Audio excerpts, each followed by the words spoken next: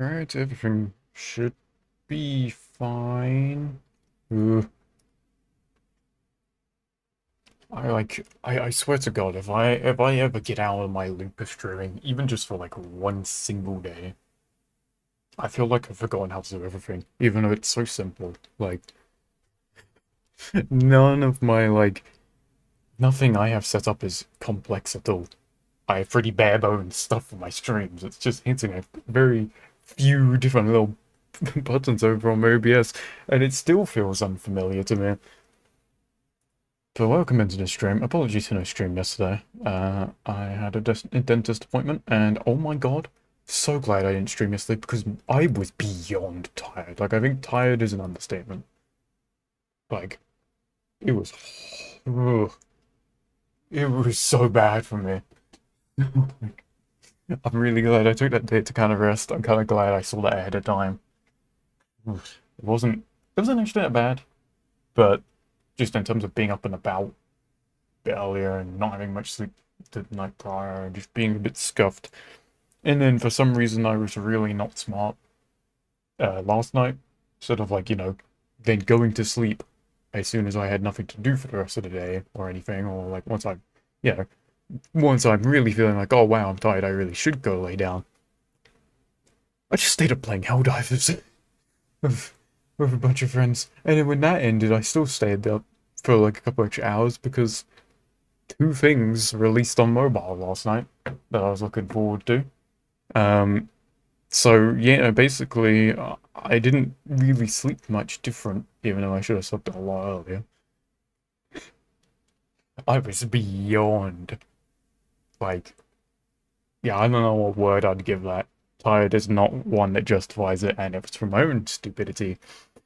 So here I am today with a moderate amount of sleep and not feeling quite as bad. Alright, let me get everything ready. The completionist was going alright. Um, I bookmarked it. Let me see if I can pull up. Okay, it did save them. Cool. We did 1, 2, 3, 4, 5, 6, 7, 8, 9. We did 9 quests like in total from last stream. We did a lot of side stuff that isn't included in this as well. Um, like this is just like actual main just quests. We did other stuff like world events. We did other stuff like, you know, here and there.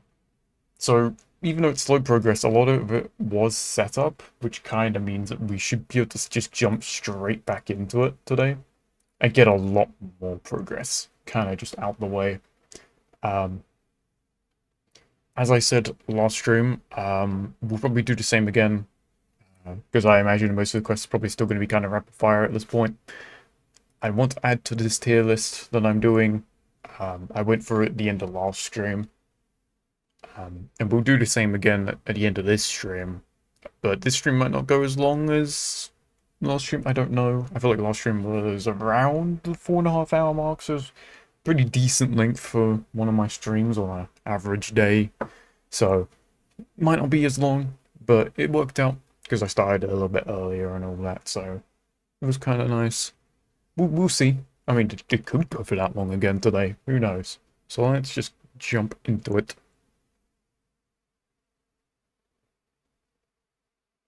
That's in the endgame build I'm going for. For completionist?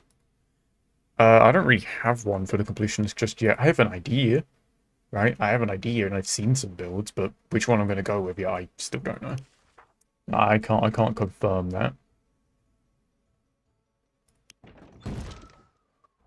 There's not one I have as like that's just like set in stone.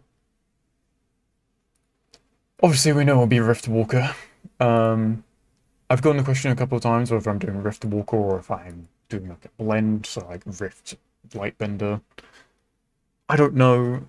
My response was kind of, I could get both, because if I'm doing 100% completion and there's something where standard Rift Walker is just not very great in, and I could just swap over to being Rift Lightbender, then maybe, maybe the switch is viable there, but it's going to be an inconvenience, so I'm not really looking to do it. And also, I have a feeling it probably plays a lot more like Lightbender compared to Riftwalker. And since people wanted Riftwalker, like the plan is still to go pure for the time being, anyway. Time lock spam or Rift Meteor, Ice Snake Meteor.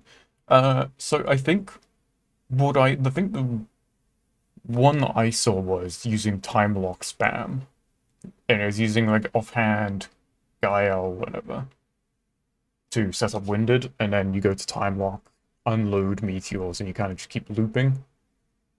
That seems interesting. It seems like the most unique one I'll get, because I kind of already do just a standard cycle with my Arcanist. Right? I'd like to experience something that feels a bit more unique, but whether we end up going with that, I don't know. That's one of the things I saw. Right? So the Fatal one? I don't remember what the Mythic was. I don't remember. I just remember Gaia was offhand. I didn't look at it enough. I kind of like had a brief look at it to kind of get an idea what I was in for. And I didn't want to go too, like... I didn't want to focus too much on trying to figure it out. On the off chance that it, like, wasn't even the build I went with and it plays differently, right? I didn't want to, like, sit down and be like, oh, this is exactly how it works and here's everything. And then I get the build and it actually plays different, you know?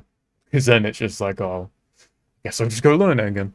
I just wanted to see, in general, what it might be like, or a potential playstyle. But I think like the time lock stuff seems interesting. Interesting enough for me to probably just go down that path in the first place. But we'll see. We will see. So, holy guild activity or something. I know there's Annihilation tonight. I can't lie, even though I did an Annihilation around this time once, considering my horrid tiredness I had yesterday, I'm not trying to kerfuffle all of that. I'm not trying to kerfuffle all of the, what do you call it?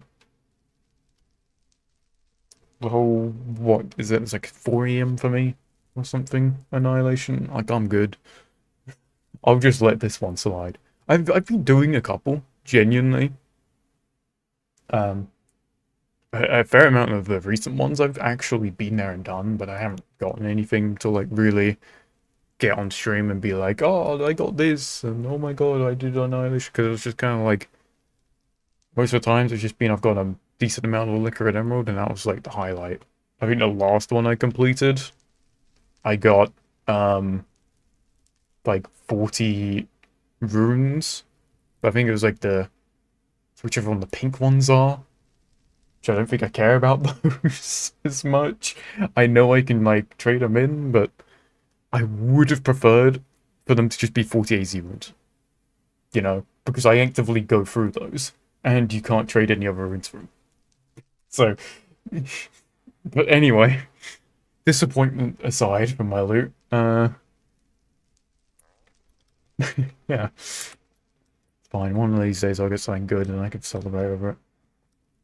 Okay, never mind. I kind of wish that the activity weren't there.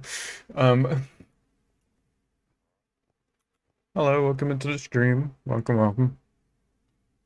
So we'll be continuing with our completionist run today. Just because, I'll be honest, I think you'll catch me probably still getting progress on this, even if next week's loot pool for like aspects or whatever is just insane. Because I genuinely keep looking forward to sitting down and doing this. I want to do it all on stream, just because then it's like a consistent thing I can do for the streams as well. Always have something to do if I don't know what to do, like when a week is just kind of mid.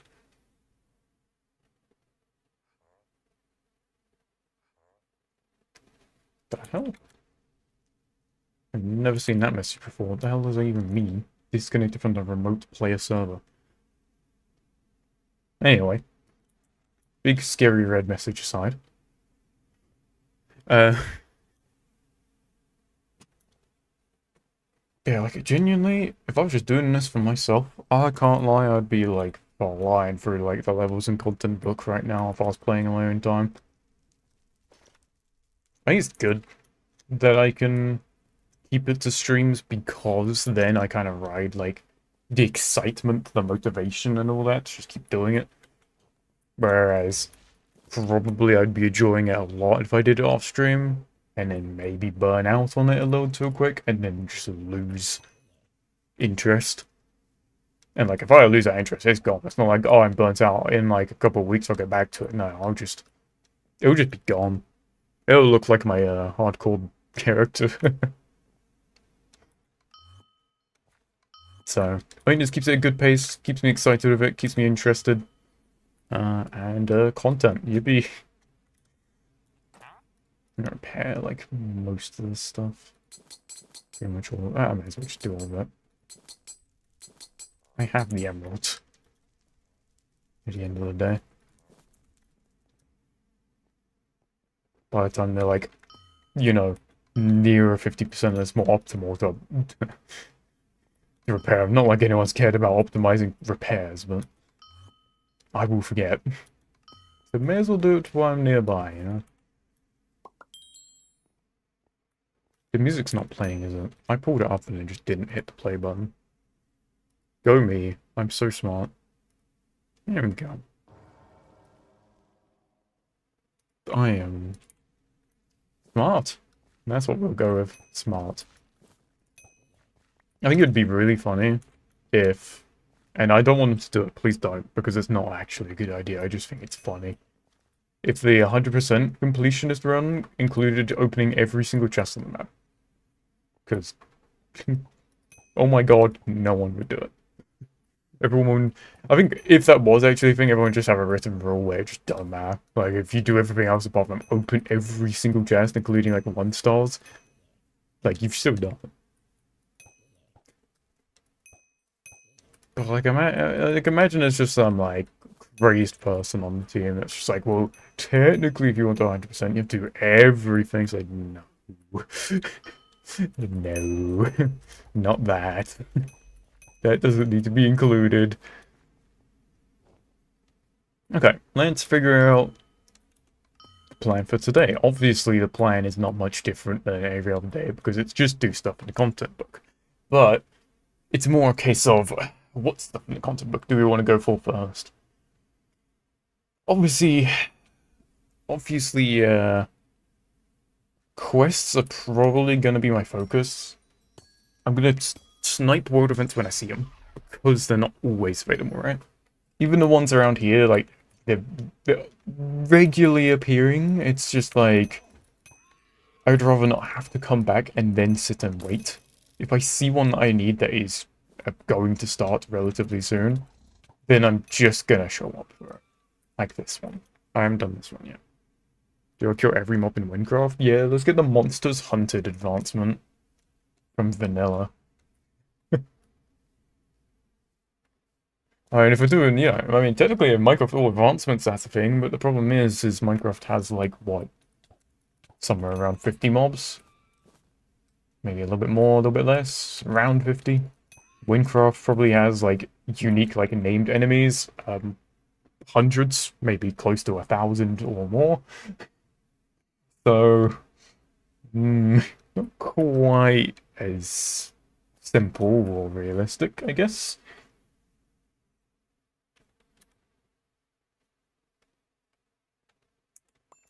Oh yeah, I think this guild finally started warring as well. I think a war team has become active.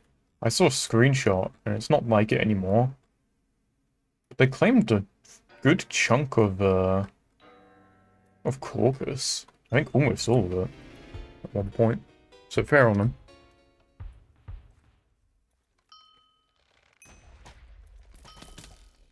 See armor? Yeah, sure. I mean, it's mostly just crafted stuff with main attack damage, raw and percentage. Since it's early game mage, like, you just... pretty much all you really do is main attack. Just kind of to keep us going for a bit.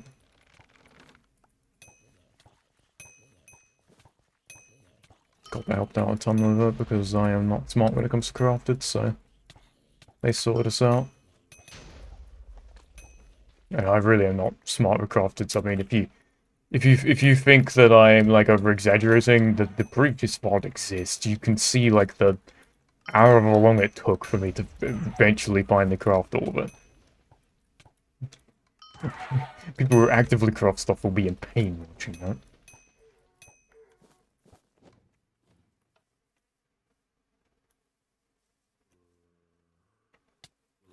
Okay.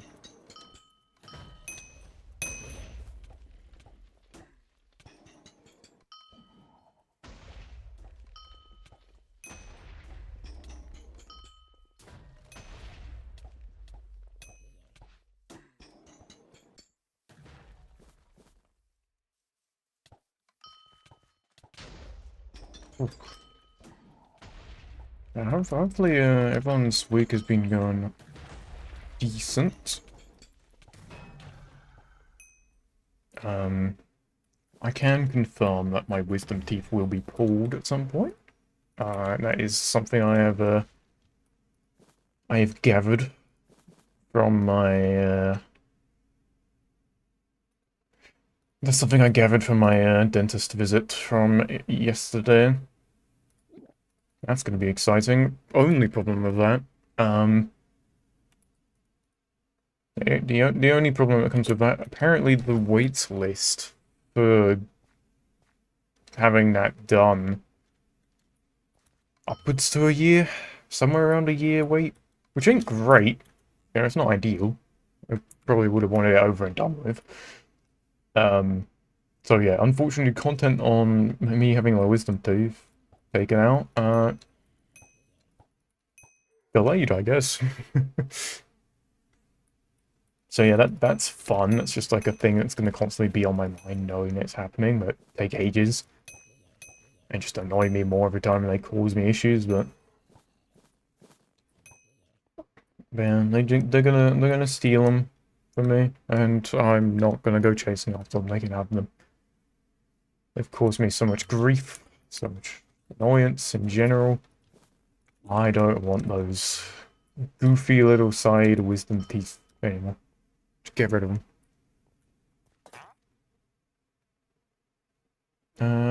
Is this any good? It has a minus damage percentage, which kind of stinks, but like... And the pluses aren't really that crazy. Might as well just stick with this. I know the average DPS is lower, but I imagine with the elemental damage and stuff, it's probably not going to be far off anyway. And especially with that, if it has a high... I'm not going to bother spinning this. I don't think this is worth it. I'd also like the mana regen and max mana from this one, kind of making life bearable, so... Yeah, it's going to take a fair bit to replace this one, I think. Not like I'm going to stick with it over, like, you know, end-game items, but... For the time being, it's going to be difficult to replace it.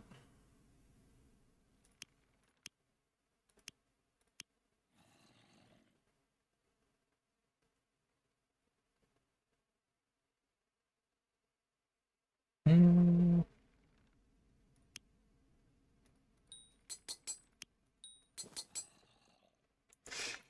Okay.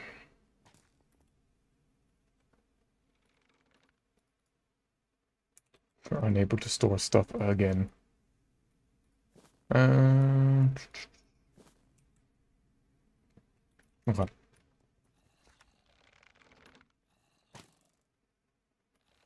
Okay, I didn't realize the fast travel has a cooldown, which makes sense. Let's go do this world event while it's here. I think maybe what I want to do, since I'm in the area, and I don't want to keep like running back, forth, back and forth, back and forth, I might just try and quickly clear out a bunch of the caves that I've missed. Because I know there's a lot of them. Like, there's a lot of caves I have access to in the content book, so... Yeah, if it's recommending them to me, and they're going to be nearby, I think I start clearing through those next. And once I've cleared out a decent amount of those and kind of just naturally move along... I mean, I'll double check that there's no quests near here. Oh, there's Meltix well. I probably need to do that, because that's right nearby.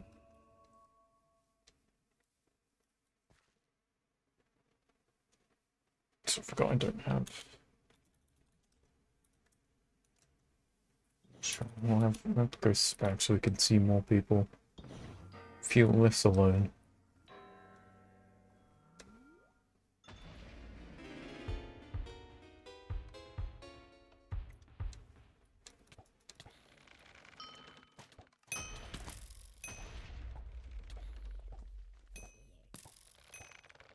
Okay, someone in the last Annihilation did get a Mythic Cache, and from what I know from this guild, it seems like everyone always just kind of gathers around if someone gets one and opens it in front of everyone. Which, you know, is pretty cool. But they ended up opening it, I think it was just like a trance or something, and they ended up just giving it away to someone in the guild, which was, you know, extra exciting. Unfortunately, I didn't win it, but either way, they're exciting stuff. But they were like screen sharing like the wheel they were spinning to see who won. And so like I joined. Everyone was like muted, so I just wasn't muted because I'm not, you know, I'm not about to be different. But everyone just sat there, and for some reason, I mean, I don't think anyone in there has a join sound. Like on Discord, you have like a little, you join a VC, it plays one of the soundboards. I think it's like a Nitro thing. No one had one, but I did. And for some reason, it was delayed by like 3 minutes. Which made me think like, you know. Made me think, oh, maybe it's just like disabled. Maybe it's just not active. Turns out it was active, it was just, yeah, very delayed for some reason. And then so randomly in the middle of all of it, just out of nowhere, it just drops a greetings. It's like the same soundbite I have when someone raids me. It's Winston from Overwatch 2 saying greetings. I think it's funny. But, yeah, no, that was an interesting experience. It's just kind of like... she sent that like, oh, like, no one reacted. I was just like...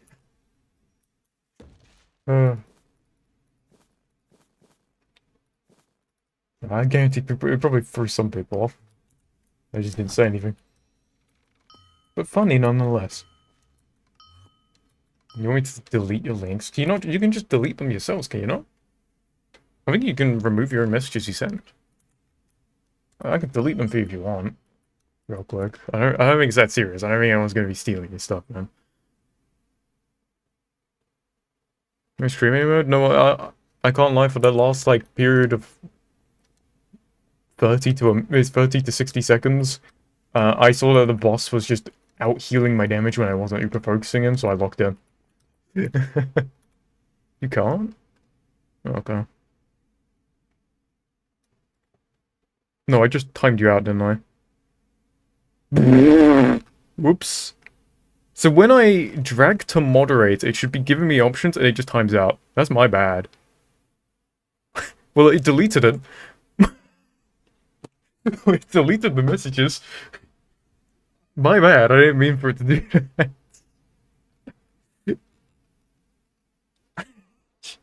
I didn't mean to. I went to moderate and for some reason it just timed you out for 8 seconds, which is a very odd amount of time instead of actually deleting the message. I know it was a complete accident, I apologize. But at least it's gone. I don't know why it just didn't let me delete it, but it just immediately opted to time you out. I've deleted messages that way before, I don't know why it didn't...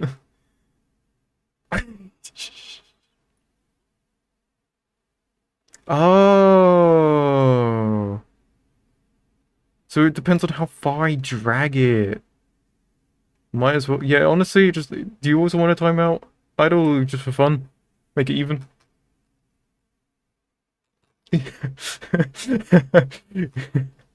I figured it out. I figured it out. So hold on. That's a delete. Right? That's a delete. Oh my goodness. Okay. I figured out why. I figured out why it timed you out. And again, I do apologize. So to moderate like a message in chat really quick, I kind of like drag it a little bit. If I drag it a little bit, it deletes the message. If I keep dragging it more and more, it'll basically keep extending a timeout, like timer. I presume if I drag it all the way, it's probably straight ban or something, but...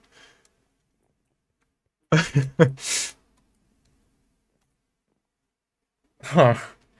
So, considering it's 8 seconds, I'm presuming I was literally like a couple of pixels too far on dragging the message.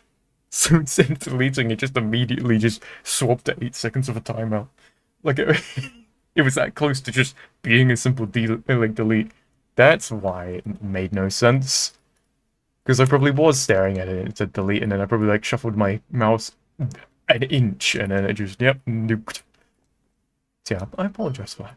But now I know. Now I know. I will not be dragging those as far as I... Because, like, I can't lie. When I first, like, was figuring that out for, like, that quick moderation stuff, in my head I'm like, oh, that's so easy. I can just go over to my thing and just quickly, like, flick the message really quick to the side. So it's just an instant delete and I don't have to think about it. Good to know I never went with that mentality right away, because that would have just been me hard flicking a, like, 10-minute timeout onto people with how far I would have just dragged it. Just trying to do it quickly in a panic. So, I guess thank you for being unintentional experimentation. And indirectly teaching me on how that feature works.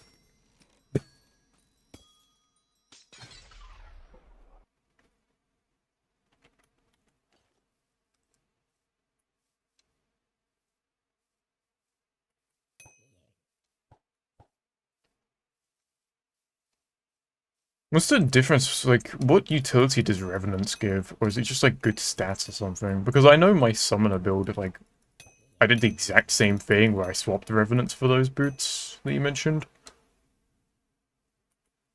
Like, because Revenants aren't, like, dead in the water. If they were just a straight swap every single time, no one would be using Revenants if they had more damage. There's got to be utility to it. I just don't know. I don't know what Revenants did. But I don't remember if they had, like, a major ID or anything. I think it was just, like, they were good, like, just good stat line.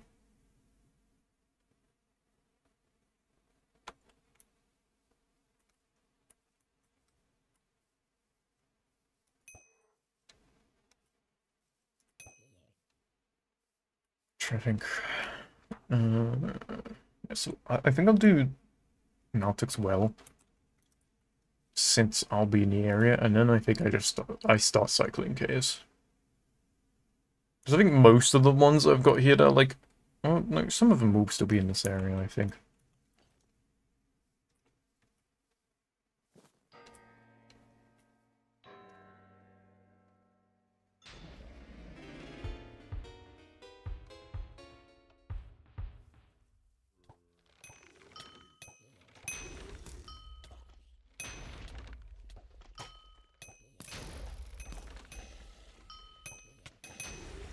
Yeah, thank God I'm in this, like...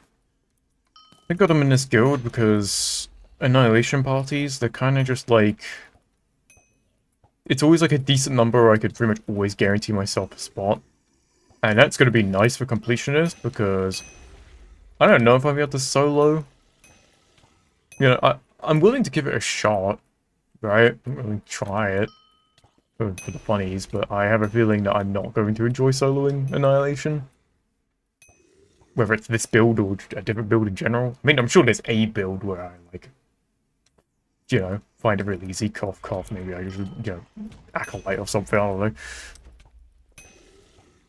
Surely for, like, you know, if I had a Rezo Acolyte, I'm sure, like, soloing most things probably ain't even that bad. Even if the build ain't optimized for solo, it's just... as long as I just live long enough for the damage to do it to me.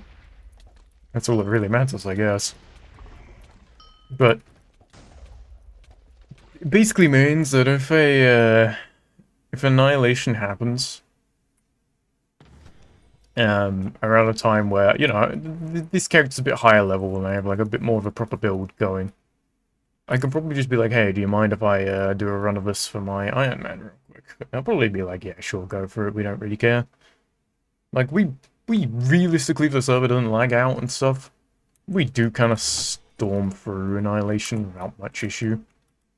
You're telling me this gold, not gold, this emerald block doesn't stack. Yay. That's fun.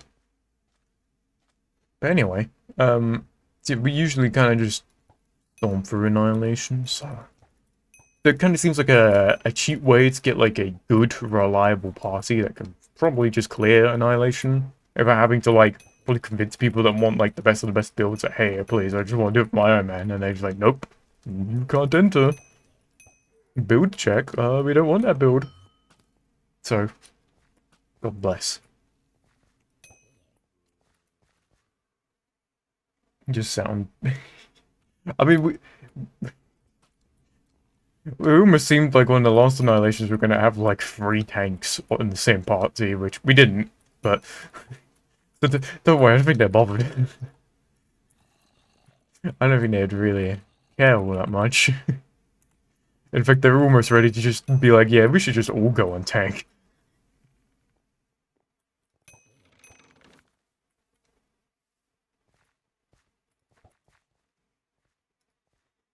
Yes, well, I think I didn't miss some streaming. All the bot account messages. Luckily, that one gets yoinked by Twitch.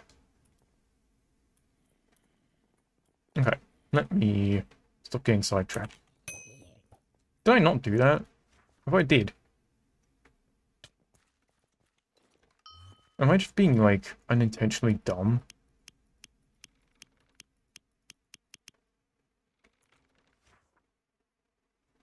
I did just go and do this one, right? Or is it multiple with the same name? I have to go do this one. Oh, God.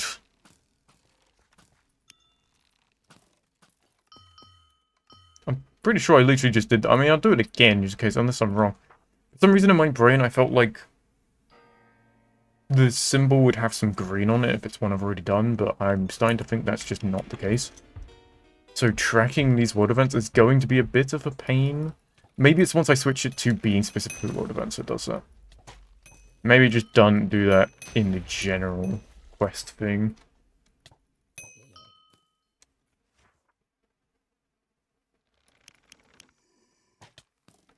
No, because that one's green. Unless this means nothing. I'm guessing this might just be a different world event with the same name, maybe? I don't know. Maybe it's just in a different spot, and so it counts as a different one. But I kind of presumed, like, if they have a green background like that one, then I've done it before, but there's still one, like, it's still happening.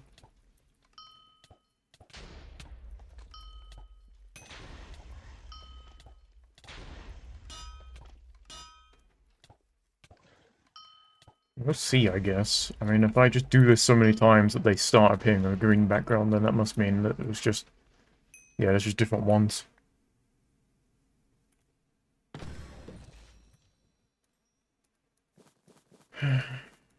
This is kind of like... I guess where my confusion slightly begins, is because, like... If I am meant to be tracking a few...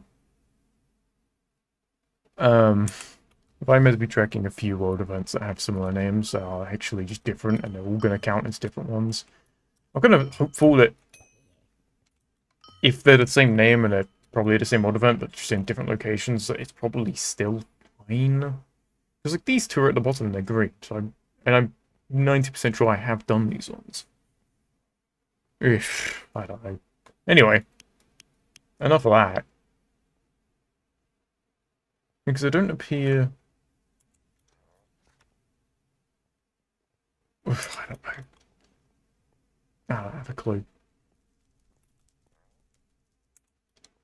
Let me throw some of my emeralds in here so I'm not completely losing my mind.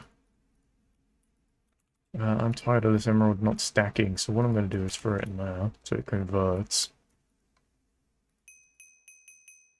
You just turn the rest of these into blocks and then throw them in here. And problem solved. Powders. Keys that also don't stack with these keys because why would they? This game upsets me a lot. Anywho, I guess I also need to do the, what is it called? The dungeon. So I can go do that as well. Okay, what I'll do is I'll go do the dungeon, and then when I'm out of the dungeon, I'm gonna then go cycle and go do the Nautics Well quest, since it'll be still kind of in the area. Next small walk. Use this key because this one doesn't stack.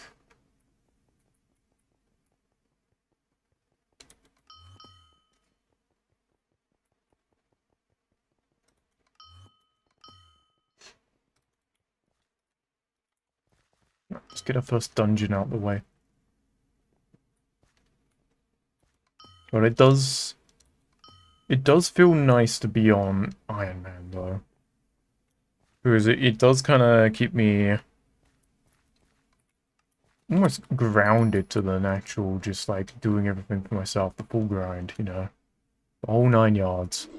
No speed running with just making emeralds, using stuff I already have. You know, no like perfect early game item I could just obtain instantly. If I want something, I have to go out and find it myself.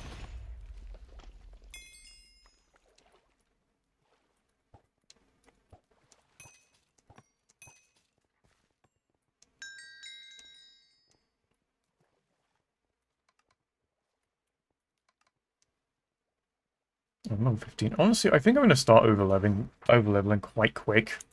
I think that's because I'm just obviously doing as much content as possible. I think it will start to balance itself out again, like, the further we go. It's just because they throw so many, like, options at you early game. And you have all the caves, all the, like, world events, and all of those do add up over time, right? So I think I'll start to slow down again. I think I just got to start focusing on quests for a little bit, just to make sure that... Because I don't mind doing world events over-leveled, because I think it kind of scales anyway a little bit. So that doesn't matter. Caves are just caves. Like, realistically, no one's going to really notice much of a difference whether I'm over-leveling or not. It's going to be pretty much the same. Caves aren't really challenging, by any means. So I may as well just focus the stuff that's... I don't want to, like, over-level too much on before I get to the point where I am just naturally over-leveled a bit. But yeah, early game, we're fine. It's kind of whatever. I don't imagine over-leveling is too crazy right now anyway, because my gear's probably staying the same. So whatever bumps I'm getting are probably fairly minimal. Obviously, like, skill points and all that, they'll add up as well. But, I mean, most of it's just going into mana anyway, I guess. Like, I'm hard putting it into, like, strength or something right this very second. Which I could be doing. I probably will soon. It's just this meteor cost that's just hell. And that's kind of... You know, that's the thing I want to sort first. Okay, we're level 15 doing this dungeon only now.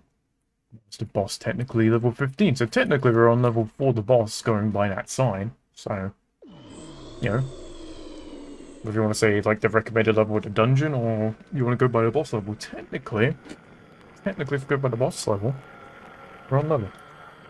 So I can't skip this the first time, right? Or you just can't skip this at all, I don't think.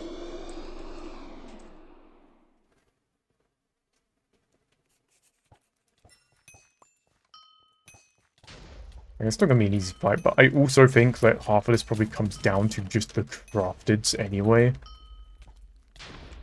I mentioned the crafters are probably just churning out a lot of additional damage. as opposed to being like, you know, the level difference.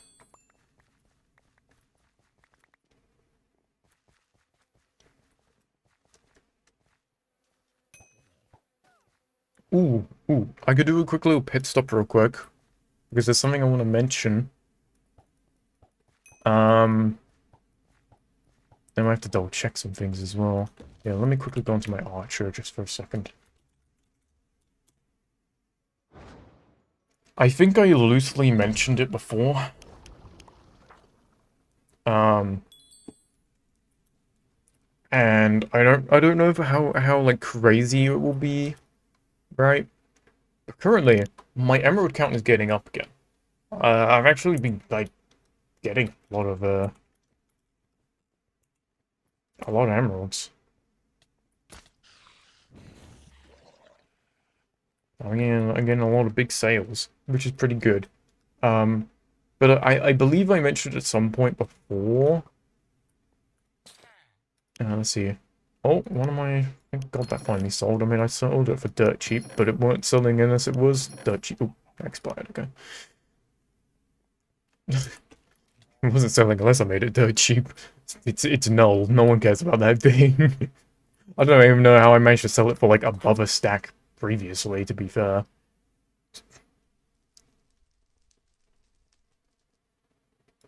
Just gonna get rid of that. It's not selling.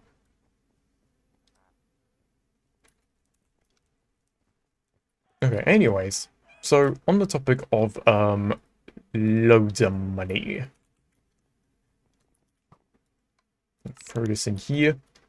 I believe previously I kind of like mentioned how the like giveaways and stuff that I've done, the two like opportunities I felt made sense to do giveaways was either A, like pretty much on my birthday, or like the stream where it would have gone midnight and then timed my birthday. That seems like a fair time. It seems like a decent like thing to link it up with, right? And that's what we did for my first giveaway. But then I mentioned the other thing would have been like, oh, probably as like a milestone thing. So like, oh, it would have been when I hit like 100 followers or something. You know, it'd be like that's just like an easy excuse to do something like that. Obviously, I opted with the birthday idea. It was just better, and it was more like it was sooner, and it went well.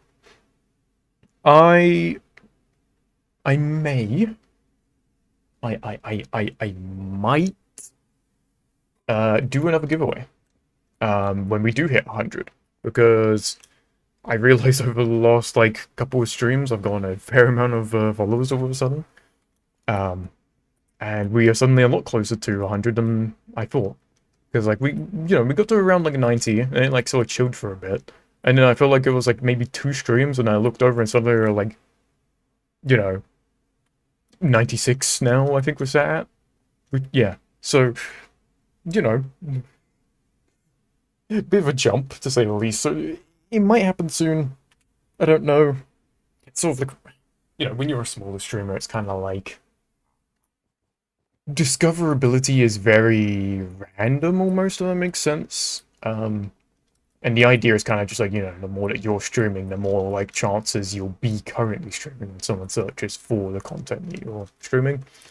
So with mine, it's still like very hit and miss, I do it for a couple hours in more the evening time, on select days. So it's kind of like sometimes there'll be a bunch of people looking for it and I might be live, and that's where suddenly I have a stream where I get like 3 followers or something, and then most of the time, which is pretty normal, it's a lot slower than that, right? So that could be, these 4 followers could appear next week, or they could appear next month, like give it a month, I can't tell you when it will be, but potentially, I will do another giveaway once we hit around 100. I didn't advertise my last giveaway much, because I kind of kept it more enclosed to the regulars and people who can buy the streams, but also so I could like kind of test things and see how they go. Now that I'm confident that it goes pretty damn well, and I was really happy with the results from the previous giveaway, like, it turned out that everyone got something, which was amazing. Like, it wasn't really built to work that way. There was every chance that, like, someone could have just taken half the prizes, right? And then some people could have gone nothing. But no, everyone at least got something, which is decent, right? And I was really happy with how it went. It went smooth. I felt like it was a really fun time. So I don't know if I'm going to advertise it at all, right? Because I'm a little bit nervous still that if I go all out on like getting shout bombs, getting all this stuff to like hard advertising, I'm suddenly going to have a number that's just like a bit harder to control, right? Which I would love, like big numbers, especially for those marble races. That would be so hype, right? But I don't want to like go from, oh, this was a really good experience. There was a fair amount of people in, but it was still pretty like chilled out, right? To, oh my god, there's like 75 people just from the wider Minecraft community in my stream wanting to giveaways. You know, and they're all coming from all different like sides of the server, and I'm just like trying to control it, and I can't. Because I never sure I have. I don't really have stream mods. So there's a lot of people in here, and they're going ballistic. It's kind of basically all up to me to keep the stream rolling, keep things entertaining, and also moderate the chat. Because you never know who's going to show up and what they're going to do, right? So I don't want to go too overboard, just in case, because I don't want it to be a complete mess. I don't want anyone's like experience to be ruined, whether that's my own, whether that's anyone else's. I want it to be a good time. I want people to be happy. I don't want it to be a complete mess. So I'll probably like spread the word a little bit. I think I'll definitely spread it to the guild I'm in, mainly just because it seems like everyone here is chill and pretty respectable. So like, you know, I'm confident that if people joined from this guild, I would not have an issue. Everyone would be civilized. But you know, I think I'll like spread the word in very specific spaces, maybe, and not just like absolutely spam the chat with like shouts or something and just have an absolute mess. I'll be controlled with it, and I'll almost be tactical. I don't know if that's really like, you know, I don't know if there's a smart way to do it, but I'll try. I will sure as hell try. See, I'll probably do what we did last time. I don't know how many emeralds I'm willing to invest into this giveaway. Not to sound like, you know, like, oh, I have to do a giveaway. I'm going to try and spend as the least amount as possible. But it's like, I just need to figure out, realistically, the builds that I still need to buy. What I'll probably do is just end up getting my Epoch build purchased, even if I don't have everything fully set up. Just so I can have that out of the way. And I could probably put off any other builds for the time being, and then just kind of allocate what I have and put that into it. And then what we'll probably do is the prices will likely just be, they'll likely be, my brain isn't functioning. They'll be mythics, but they'll be like unidentified mythics. I'm not gonna like buy a bunch of mythics, gamble them, and like the worst ones I get, I throw into a giveaway pool. They will be unidentified, decent mythics. Like they won't be an Alcatraz or anything like that necessarily. I think the last time we had a very wide range of mythics that are unidentified. They were kind of like around. Well, I think some of them are like around 3 stacks in price. Some of them are a little tiny bit less, but you know, the probably average price of each mythic I gave away during the last one was probably just above 2 stacks, maybe a little bit more. I don't remember. I think there was actually some decent stuff in there, but there was also some like not absolutely painfully mid, but there was some lower end stuff, sure.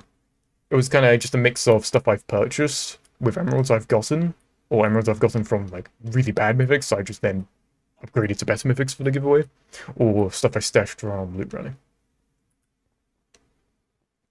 So it's a bit of a mix. But anyway, if this giveaway does roll around, I won't like immediately let the giveaway rip the instant I hit 100 followers, right? If I am doing it for 100, I will sort of like, it will hit 100, then we'll kind of organize when it's happening, so everyone can have advance notice and know about it. Because, you know, At the end of the day, if people are like regulars here or hanging about or they just followed and they've hit this goal, I don't want then immediately for them to come back to another stream and be like, oh yeah, the giveaway happened before you missed it. It's like, I'll make sure people know about it, right? I'll give time.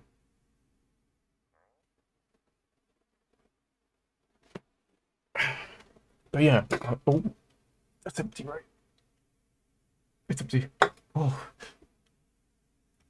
I was like, it fell away from me, and I couldn't see the open side of it. I thought I was going to see a pool on the other side of it. Oh, God bless. Let me actually just put that completely out of the way.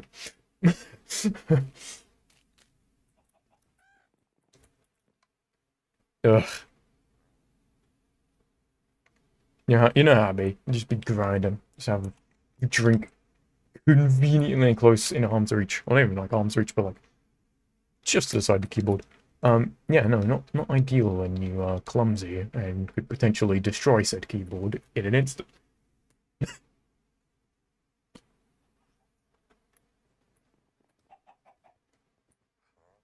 Oh, yeah. I think once we get closer to when the giveaway will happen, I'll also be taking suggestions for what mythics to add to the pool. If people start saying Rezo, then yeah, you're expecting way too much out of me. But anyway, I'll definitely take suggestions on what people want for the giveaway. Because also I feel like if I take suggestions, there will be stuff that people want. People wouldn't be suggesting stuff they don't want at the end of the day, right?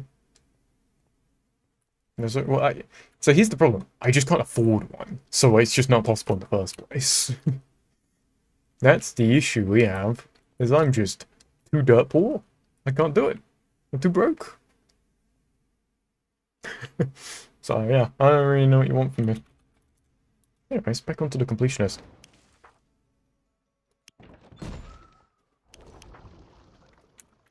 So I saw crumbs running around. They're just chilling. Good energy until I drop. Okay, well, I would do that if it was a rezo for me. No disrespect. If it was for me, then probably. But like, I don't know. Listen, if I do... I mean, I don't know. Listen, when I did my first... When I did my first completion of Annihilation, and I got a Mythic Cache first try, I was so prepared that if I got a Labyrinth, because, you know, Labyrinth was still cool at that time, quotation marks cool, I was so willing to just give it away. I know it's like such a stupid idea, like those emeralds set me up. If someone needs setup with emeralds, that would have sorted me out. But it's just like, at that point, it's just such like a crazy thing. It's like, to hell with it, why not? But no, I got a trance, so that didn't happen, so I just took the emeralds. And then I think most of those emeralds went into the next giveaway I did anyway, so... I definitely spent more out of my own pocket to add stuff to the pool than that trance would have cost. Okay, where was Maltic's Well? Yeah. Just going to do this because I remember that was on my mind. I don't completely forget about it. Okay, sidetracked. Need that reserve. Well, listen. If I ever get to the point where I can afford a reserve for a giveaway, I will give it away. I want to do giveaways. I want to do bigger and better giveaways. It's just that currently I can't.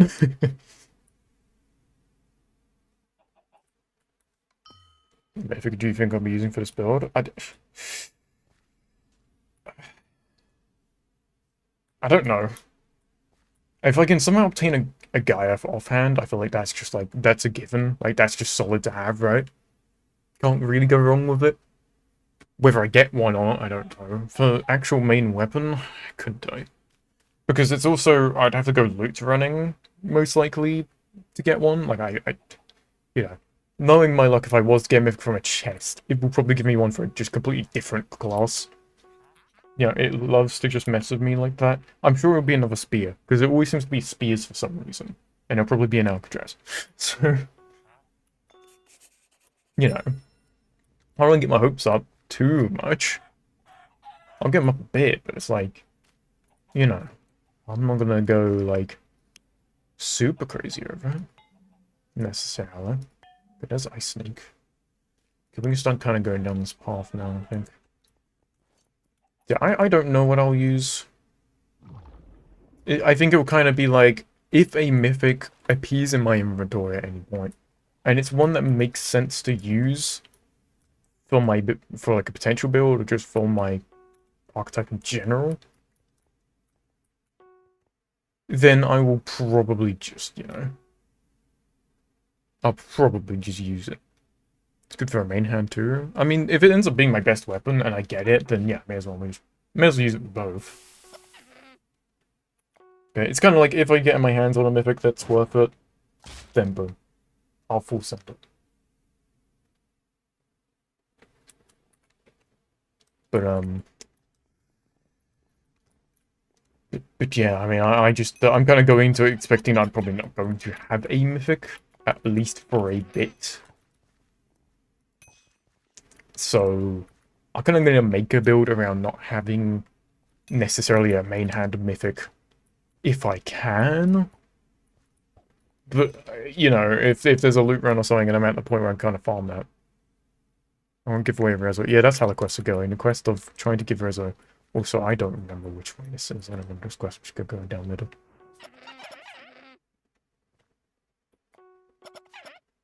I don't know if it even matters. But right is always right.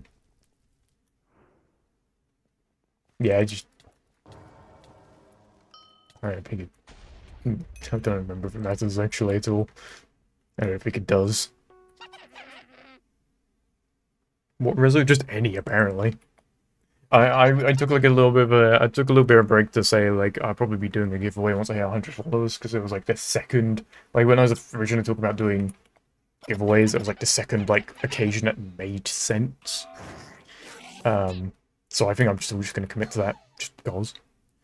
And also I've stashed like a good amount of emeralds again, and I'm willing to, even though it'll be a smaller giveaway, still willing to do a giveaway. Yeah, a small little hip hip hooray because we had 100 followers, because, it's a decent number. But also I think just simply in my mind, when I'm thinking of milestones, that like, okay, I don't want to like make this sound bad or anything. I don't want to word it incorrectly.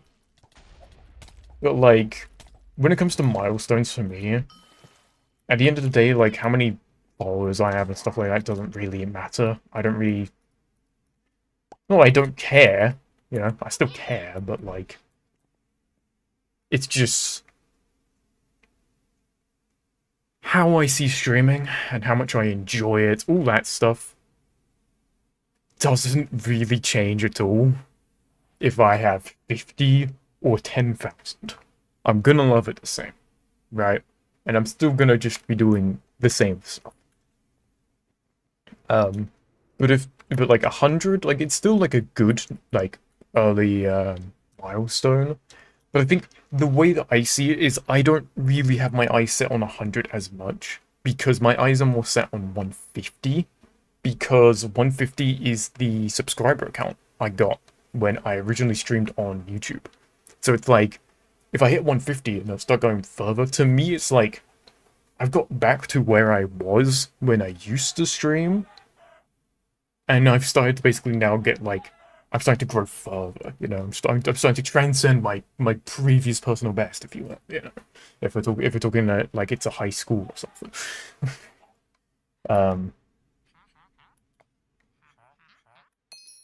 So yeah, not like I'm not fussed for 100. It's still a really nice number. It'd be like, hip hip hooray. But it's, to me, since an extra 50 isn't like, people don't really go like 10, 25, 50, 100, 150 commonly. Like maybe you go like 100 and maybe like 200, and 250 is your next milestone. I kind of like sit in the middle, Once I hit 150, I know I'm back to where I once was, when I was once in my great era of consistently streaming, Like, to me, that's validation that I've done well with my consistent streaming again, because I've got back to that point. So it's more like a thing for myself, as opposed to, oh, look how many followers I got, I'm the fucking best streamer ever. It's like... to me, it's an accomplishment. I'm back to, like... back to my consistency I once had many a year ago.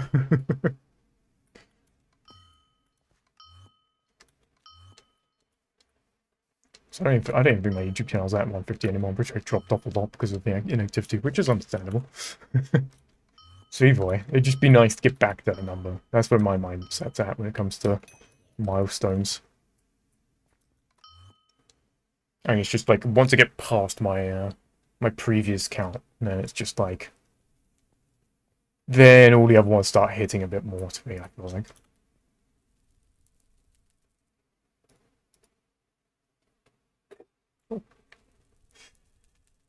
God, I just can't, like, not be doing anything for just a second. I might just... Maybe my ADHD hasn't really come through. It might genuinely just... Ah, dear. These don't stack, do they? Oh my god, they do. It's a miracle. An item that came from a standard drop and an item that came from a quest. They both stack together. Oh, it's a beautiful sight. I will have to do more runs of these dungeons. I'm not going to worry about them right now. I mean, I know when I come back to them, I'll end up being over-leveled, which kind of sucks, but it's just kind of one of those things that's just going to happen. I'm going to have to live with it.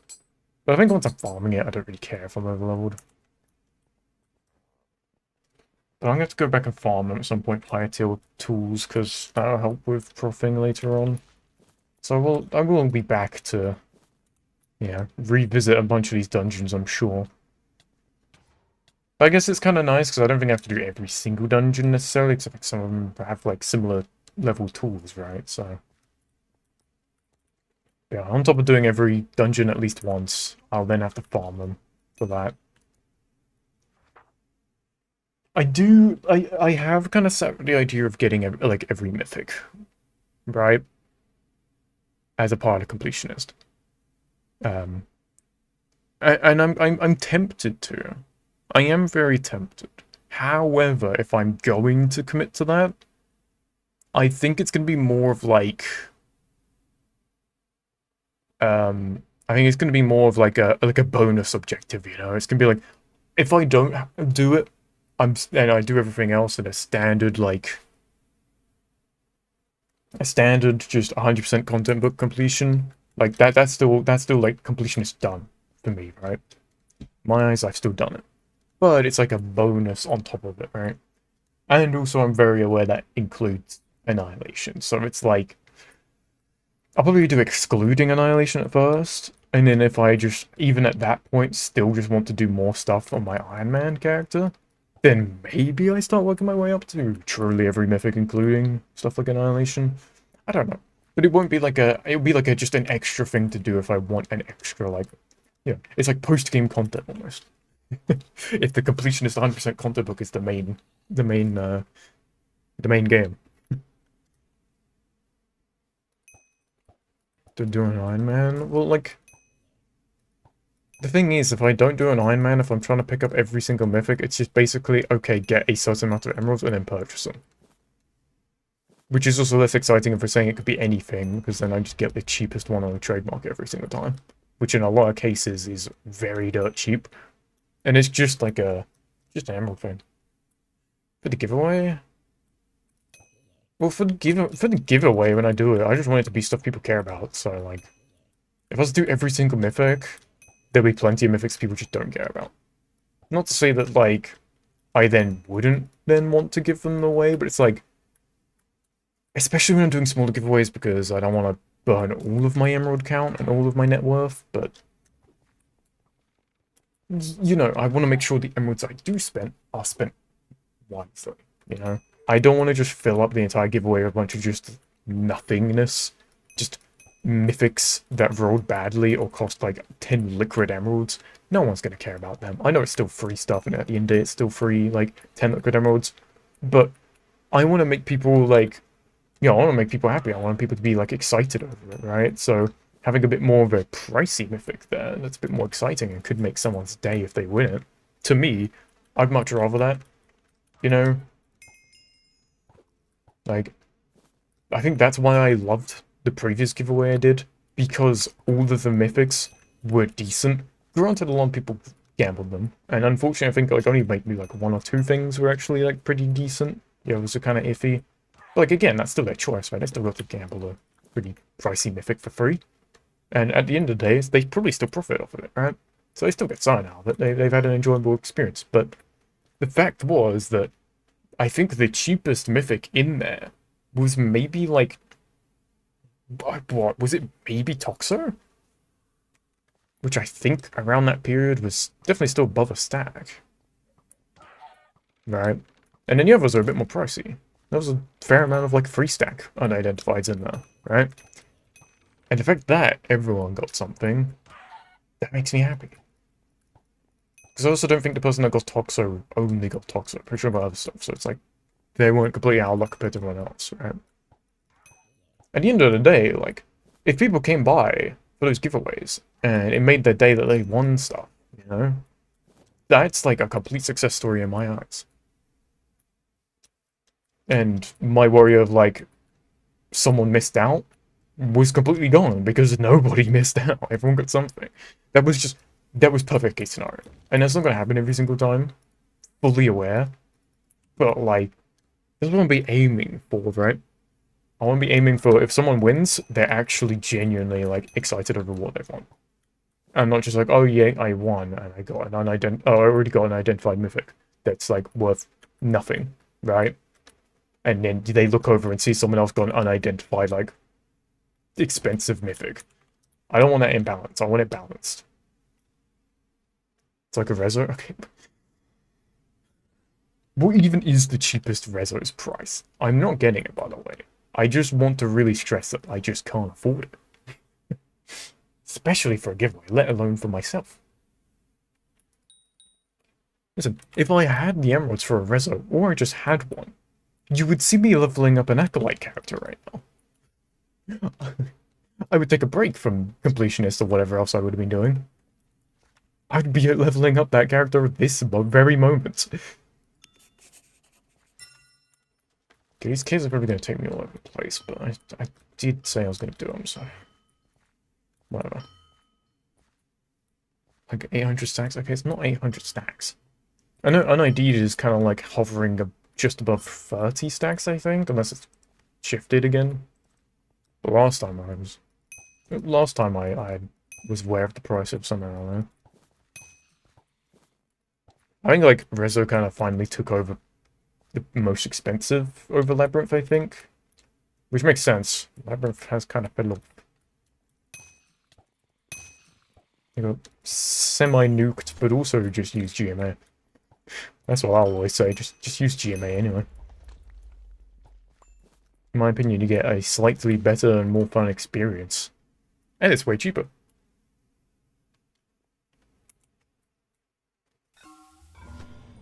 Does this give good boots? I forget that, like, there's a lot of specific cave-like loot. I should probably keep an eye on. Oh, it's the leaf set. I don't know if the leaf set's any good. I guess I can just keep hold of it, though. But I don't think it was crazy, but maybe it was.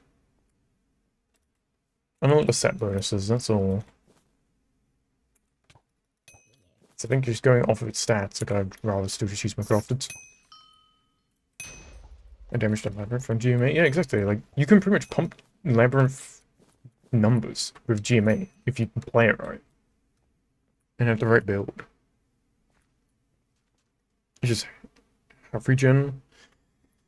I don't care about regen on this, to be honest. I have potions, I have a heal spell. Like, I'm gonna have survivability for the game.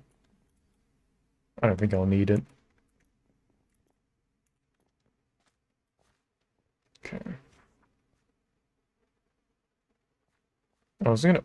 No, I was about to say, is it gonna order by, like, how close I am to them, but no.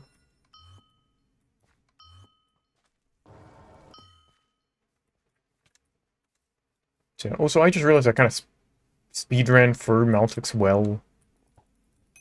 Obviously, I gotta keep in mind I will be adding it to the tier list at the end of today's stream, but, like, I feel like that's just a short quest that didn't really have much to it, so I wouldn't... It didn't really strike me as anything. Also, we can go more in detail with it. When we get to the tier list section, that'll be like where the true discussion begins. Unless people want me to do it after each quest, but I feel like it's just gonna get a bit much. And also with me not being able to track multiple things at once, I just don't think it's a good idea. Later on when there's longer quests, yes, because I want to make sure they're fresh in my mind, but not when quests last like 30 seconds. It's a 5 out of 10. Yeah, I think it's just kind of a quest that exists. That's where I'd like, that's my current stance on it. The quest exists. That's about it. Is it anything crazy? I don't necessarily think so. But it exists, and it's not like a bad quest necessarily. It'll make me hate myself whenever I do it, but... You know, it ain't no masterpiece necessarily.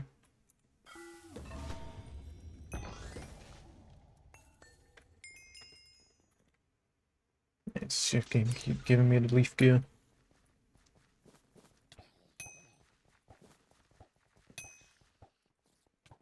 Like, I'll hold on to it just for now and then probably later sell it, so...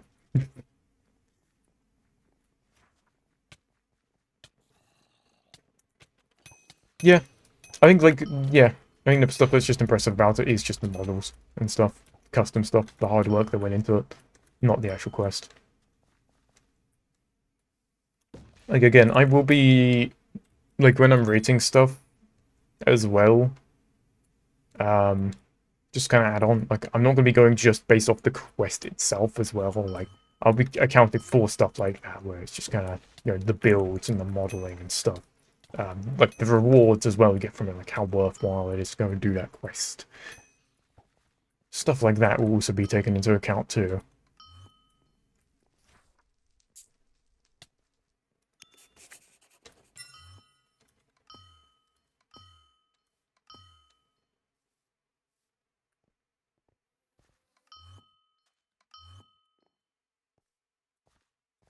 It's like, you know, later on when I do Realm of Light, and I absolutely hate everything about it, because I do not like that quest line. At least for, like, number one, it might get bumped up a bit, because it gives you access to, you know, your tomes, and gives you access to my favorite raid. Like, I'm not going to base it completely off that, but that might give it a fighting chance of not going basically to the bottom of the list for me. Because I personally am not a fan of most of that questline. Hell, I'd say all of that questline. Yeah, maybe I'm too harsh on it. I just really don't like it. Not even just for, like... Not for, like, certain characters that may or may not appear in there, but, like... Yeah, no, I just don't... I'm not a fan.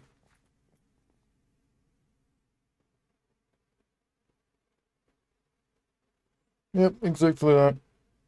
It's like one of those quests that you always kind of go over and do on every playthrough, even if you're super leveling, just because at the very, very least, you want tomes unlocked. Like, it's just like such an essential unlock. But also, then in some sense, do you argue that because it's an essential unlock and you almost have to go do that quest, does that make it worse? You know, like, there's room for discussion, which we'll go into all that later. I mean, there's a lot that can be said about it in all different ways. Different ways you can see the same thing. That's the exciting part. I think, like, eventually, obviously it's not going to be anytime soon.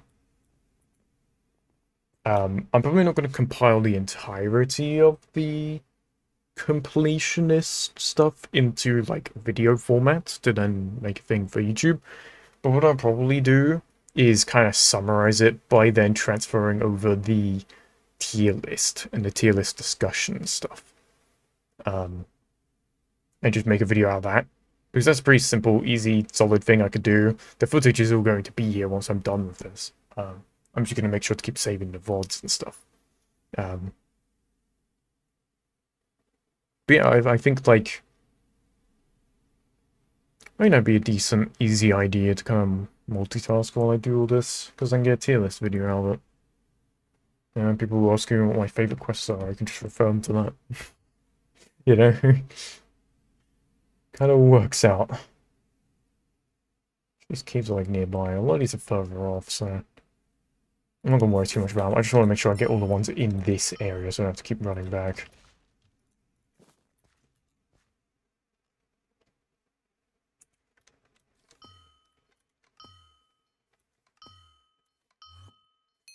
If I can start kind of pushing away from like this forest and moving more towards Depthless, that'd be ideal.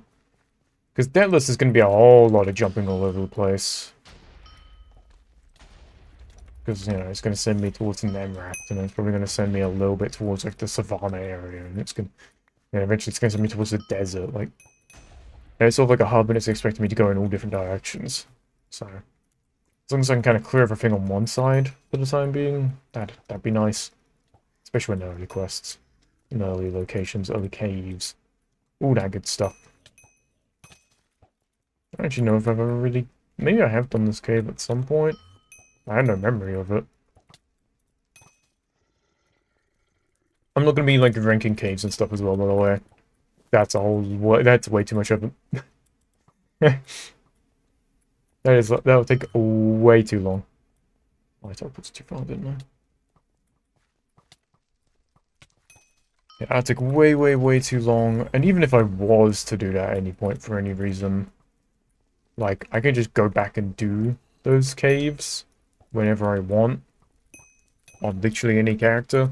At least for, like, quests and stuff, doing it now in the middle of a completionist thing will ensure that I've done all the quests and have them fresh in my memory. So I can't go back and play quests on existing characters, you know, so there's no point doing this completionist thing and then being like, oh yeah, I now want to do a tier list of all the quests, but I've forgotten all the quests, so I have to run them back again or something. Like, it just seems dumb, because then I've basically done 2 completionist runs. May as well multitask.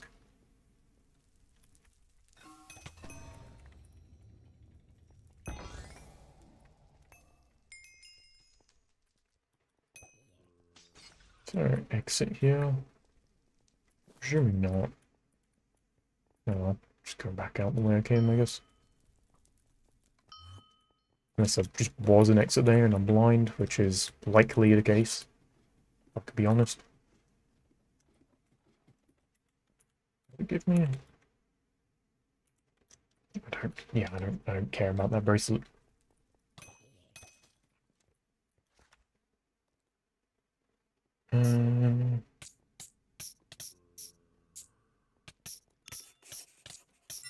That's what's Deathless. Okay, that one can wait. Is there another one that's like nearby and goes like back towards... That also goes towards Deathless. This? That goes backwards. Okay, so I did miss one. I'm just gonna Ragni scroll them. Or not, because this thing wants to jump me. My god.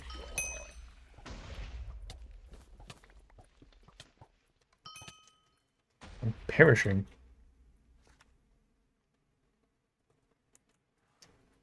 Swear to god. Okay, fine.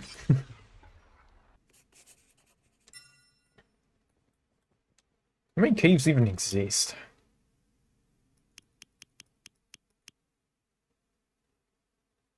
$172? It's not as many as I thought, to be honest. I thought it would have been more like mid-200s, maybe. Huh. It's not nearly as bad. Well, when Winecraft content is dead, and if I start consistently having an upload schedule for YouTube content, that's an idea. That's a free video for anyone really ever. Just do a tier list of every single piece of content in the game until you just run out of pieces of content. And you just do a tier list of each type of content on top. And then you start tier list ranking just random, like, you know, top 10 cobblestone blocks in the game. I personally like the cobblestone block from this wall and this location on the map. A million views. It's because they're actually good builds. Yeah. Some of them almost feel like tiny miniature quests at some point. tiny miniature challenges, I guess. I guess you kind of notice that more later on, though. A lot of these early ones are very simple, but still cool. This is why I love caves on this. Like, before I started loot running, I still just would constantly get on, just do a loop of all the caves for the day, loot all the chests, and then just like, yeah, go into the next area, do the same thing. Like, I was practically loot running. Well, not loot running. I just wasn't doing it with extra buffs or extra rewards. Doing it for the love of the game.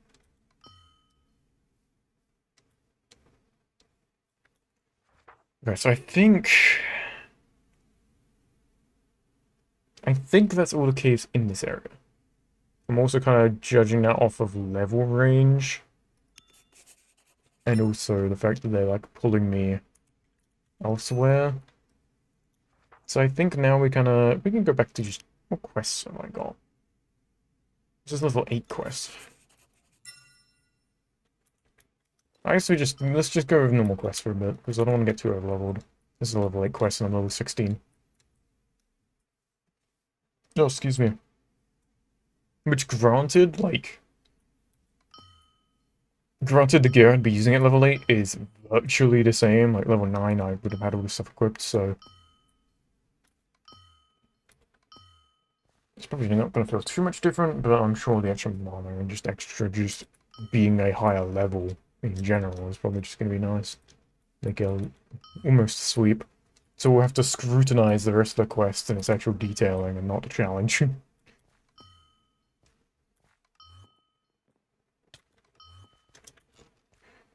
I should probably... It's faster if I just do this, genuinely. Yeah, that's good. If I just do this and use the faster...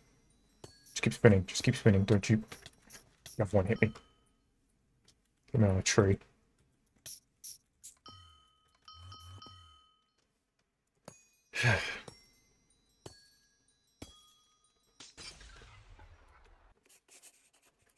Now, if I just use all my teleport skills at a fast travel, I genuinely think this would have just been quicker if I just did this over than running all the way over. Which is kind of why I like, because I don't think I've been into Deathless quite yet. I guess maybe I have? Oh no, I have. I did, I forgot. Because Mushroom Man takes you inside of here. I can pick up Deathless Scroll though while I'm here, and that will save me a whole heap of inconvenience. Cool. Start stashing up on scrolls, which are going to get pricey later on, but that's whatever. I just have to live with it.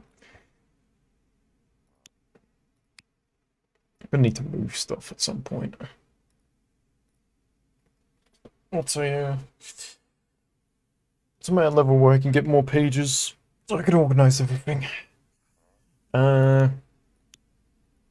can get this page now. It's up to 4 pages.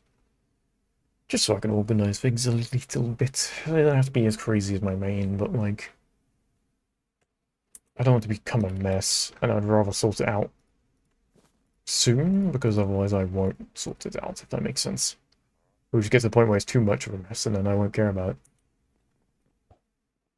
And there's no saving it.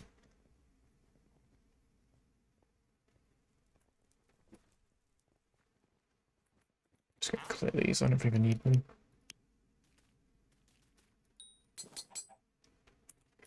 Okay. I'll repair my stuff as well. Stuff breaks quick.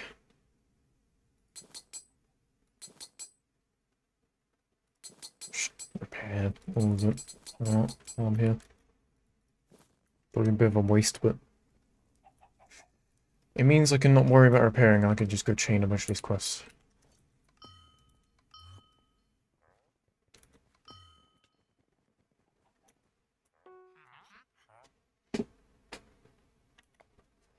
Fruit is quite drunk.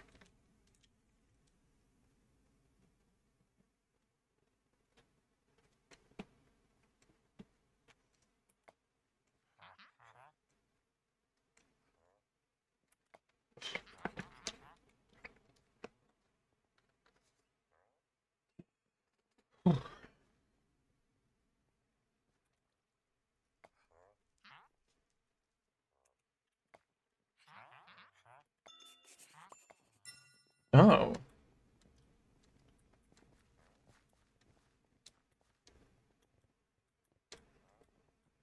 We teach you about the Powder Master? Interesting.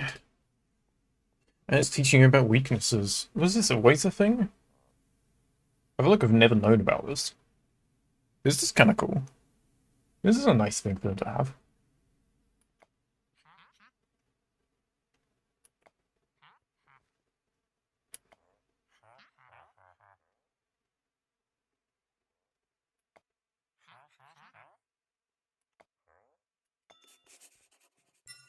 Let's put this powder on. I mean, sure, why not? Why not? Let's put on this. Like it really needs it, but sure. That's cool, though. I think that's a really nice touch. They teach you it. Because it is important. I mean, I'd argue it's more important when, you know, you start just adding other powders for, like, powder effects and specific stuff, but, like, you don't obviously need to know about that right now, and you can't do it anyway because your powders aren't going to be high enough. But it's like, at the end of the day, it's still, like, showing you they exist, so you can figure it out by that later point. So is this pink wool, like, I don't remember. Is it useful? Should I just keep hold of that? Should be keeping hold of most of these materials. I do have a lot of them. My pouch is pretty much full. I think it is. Yeah.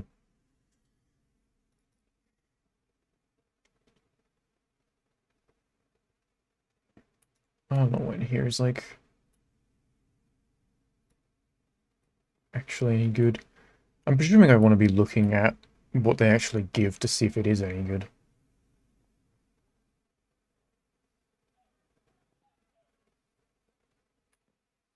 I don't know if this Defender Stone is necessarily any good, but maybe early on it's fine, I don't know.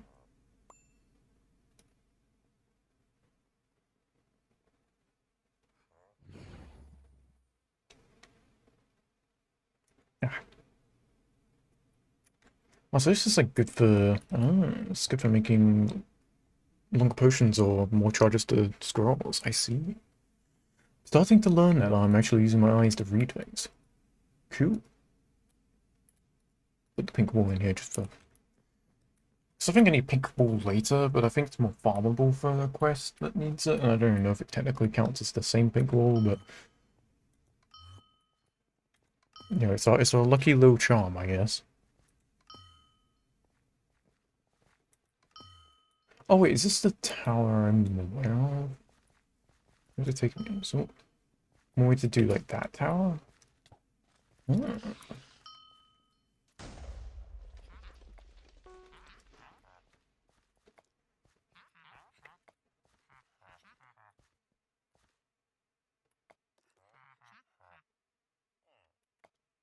I've done this, like, tower so many times before. I didn't realize there was a quest surrounding it. Well, I'm presuming the quest probably changed a bit. I'm sure it probably wasn't like this originally. I don't know if the quest is, like, newer.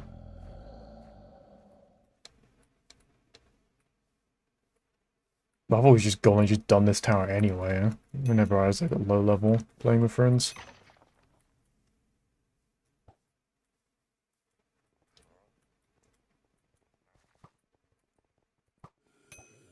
Alright, well.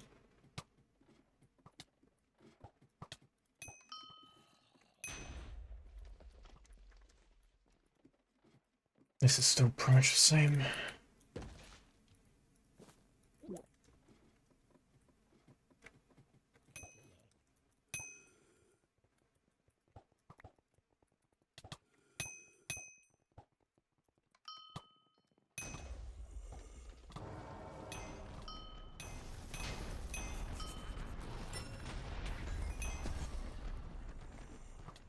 No, I don't want to tell the news just yet. I want my loot. This is more important than anything else.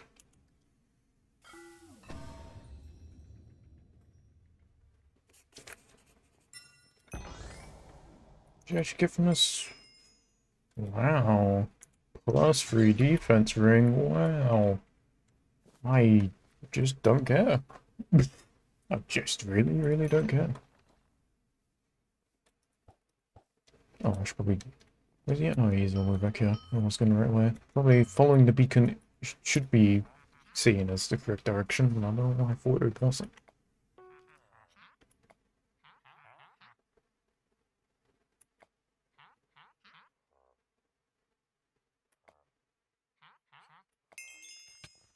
Okay. That's that quest done. I know it's like a simple quest. There's nothing crazy to it.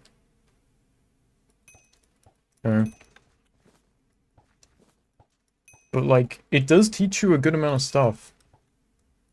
It does kind of teach you, hey, here's the Powder Master. You can put powders on your stuff and it'll make you deal more types of elemental damage. And stuff's weak against certain elements, so you can use that to your advantage.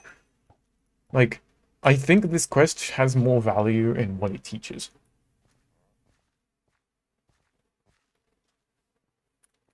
Than, like, you know, what it actually, like, offers in terms of just typical questline.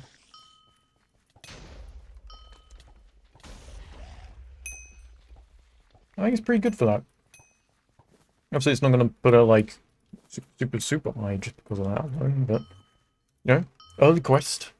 It chains pretty much right. I think this one actually does chain off of Mushroom Man, because you're around that level, and you're talking to the same NPCs in the same spot, so, like, it is, like, an extension of the tutorial, so... Like, I've just not ever done most of these quests, you know? Like, so many quests here require Mushroom Man. And I feel like I've not done any of the quests ever that have required Mushroom Man. So this is cool. Yeah, I like the, what you call it? I like doing that tower as well. I've done it so many times, like I've said. And I think, like, the boss being kind of easy is fine, because it's trying to convince you that, hey, you put water powder on his, and this guy's weak against water, look how strong you are, right? I think that's unfortunately the case. Is it's made to look easy and made to look like you're just demolishing them now that you're making the most out of powders, kind of exaggerating the effect they have a little bit, but still, to a new player, if you exaggerate the effect it has, then they're going to care a bit more, you know? If it's like, maybe you kill that guy in like 2 less hits, they're not going to care. They're just going to forget about powders, but if it looks like you just swept the floor of that guy, and it's the quest teaching you to, hey, put on powders so you'll be better in here, you're like, oh my god, these powders are insane. I'm going to start collecting them. I'm going to keep getting higher ones and put them all in my gear. You know? At the end of the day, even if them just throwing powders on every new weapon they get, whether they're the right powders or not, it still keeps them thinking about powders, right? They're still using them and wanting to use them. So then later on when they build, and then you're putting into tier 6s and all that, and all the stuff that we know as people who understand the end game a bit more, they will naturally stumble across that information and start using that, you know? Should give it 1 mil HP, but a massive weakness to water to exaggerate powers. Problem is, with that tower exists for anyone, and anyone can stumble across it, and they'll be confused why something's just unkillable. I think realistically they could just make it so they resist other damage types, because that's the thing they can easily do, and maybe bump its health up a little bit so it does feel like it just tanks other stuff, but it should still be very possible without speccing into it, for sure. Because otherwise people will just go to tower and wonder why the hell they're just against a boss they just can't kill. You know? They'll think they're just doing something wrong and be just kind of like, that'll be a negative experience for them. And I'm going to be completely real with you. I think a large majority of people that have gone and done that tower is not because of the quest. Myself included. They probably just saw Big Tower that said it had loot and they went up it. So, you don't want to turn off probably the majority of people. But definitely could make it sort of resistant to everything. Bump up the health a little bit to make it quite weak to water. I think it's fine. It does the job, it still teaches you stuff at the end of the day. And that's the most important part. It's information people will retain at some point, because even if they don't retain what it does, they're constantly going to be finding powders, and they're going to then, it's going to be fresh information and be like, oh yeah, those are important. Oh yeah, those are important, even if they don't remember what for. Because then it'll get them also asking around, like, what can I do with these, like, high-tier powders? People will tell them, and then they'll start to learn, you know? If there's anything about the Wincroft community, they're very helpful with teaching people how stuff works, so... It's kind of like, it's just planting that seed in their brain for it to eventually turn into a more extensive look on how powders work.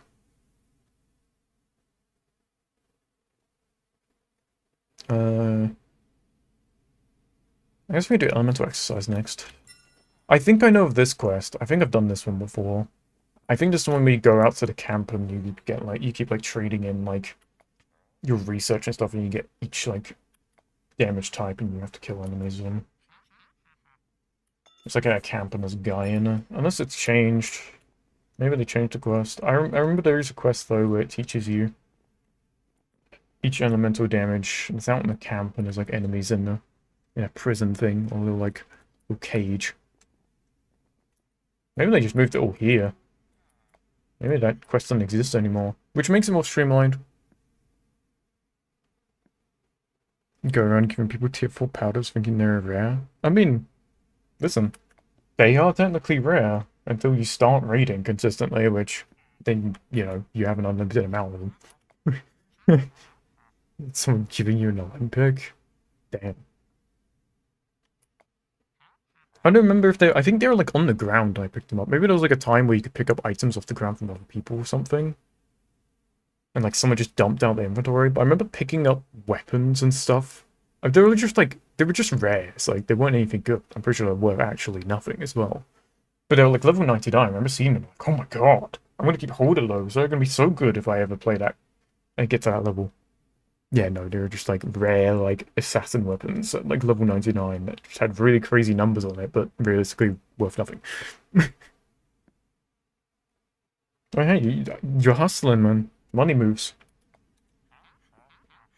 Turning 1 tier 1 powder into, expensive mythic challenge, and you won. Go all the way up to tier 4, start handling them out, and then you go on Olympic. Hell yeah.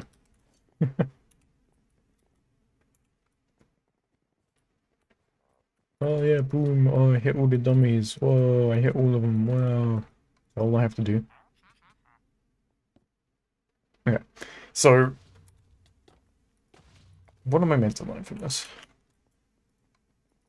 I can't lie, I was kind of skipping through the dialogue. Is it meant to be like, I can...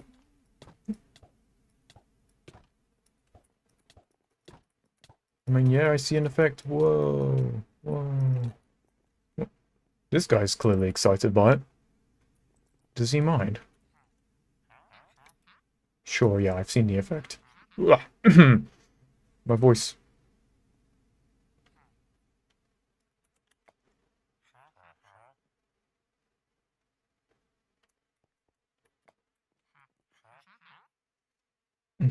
So it's teaching about elemental defenses as well, which I'll be completely real with you. Don't know how many times having certain elemental defense actually matters. As far as I'm aware, people just don't care about elemental defense at all. I mean, maybe I'm wrong. Maybe there's like cases where you do have to care, but it seems like for the most part, no one really cares. But I don't know. Maybe it's just they don't mention that they care, and it just almost seems like they don't because defenses always just get dropped and no one bats an eye.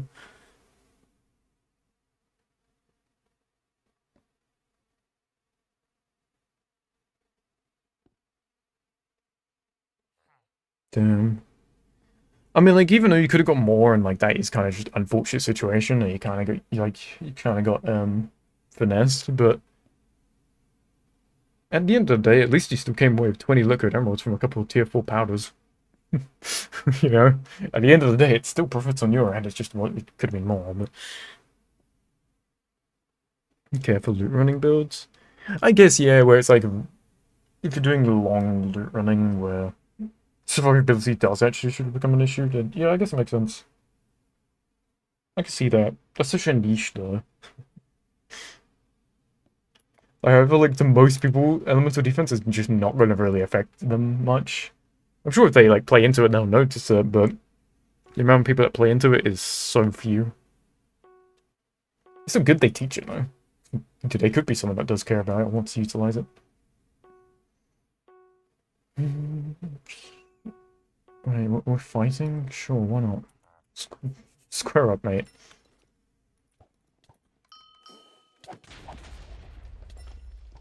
Yeah. Hack to the dojo, pal. It's not like I'm a couple levels above or anything.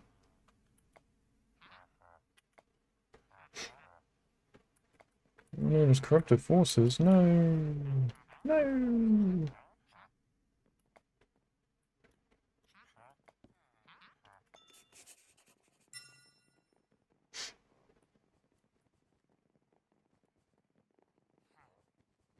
So, I think I'm going to stick with these quests for the most part, because these all do feel very connected. And I kind of want to see when it kind of like, just kind of is like, yep, off you go, do your own thing.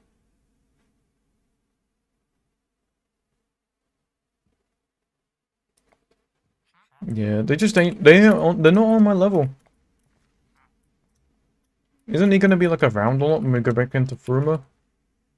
Probably, like, he's got to lock in for that, if so.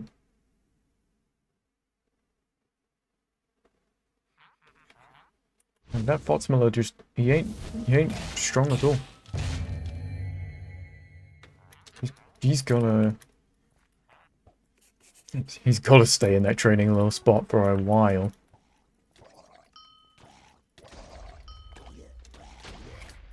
But honestly, he's got time. Like, for Master at least, so he's got time.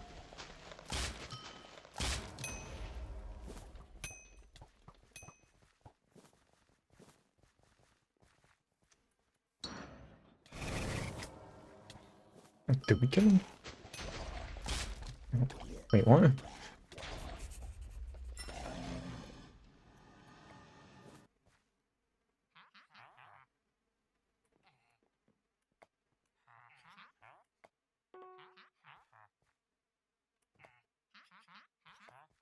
Okay, I'm gonna go back in.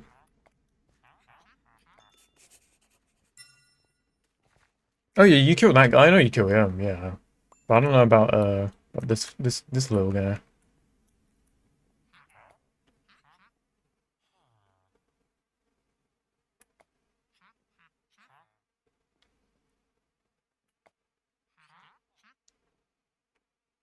Shows how much I pay attention to stuff though, I guess. Exactly why exactly why I want to go back through and do all the quests. Because there's something I missed and there's something I've just forgotten in general. It's just like...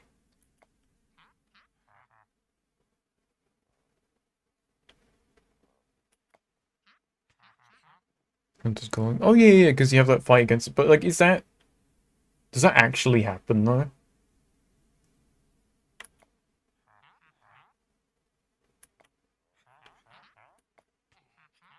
I don't know if we actually, like, he's actually dead off that. I don't know. I don't know how that quest worked. I do remember the fight you mean now, though.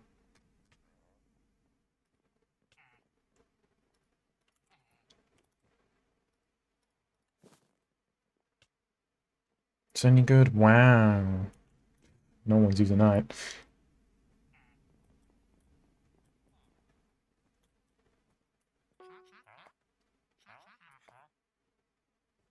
Okay, so this is a different quest, I'm presuming. So that was elemental exercise we just did there. Not bad. It tries to teach you elemental damage a bit more, as well as elemental defense, but it's just kind of like... Eh.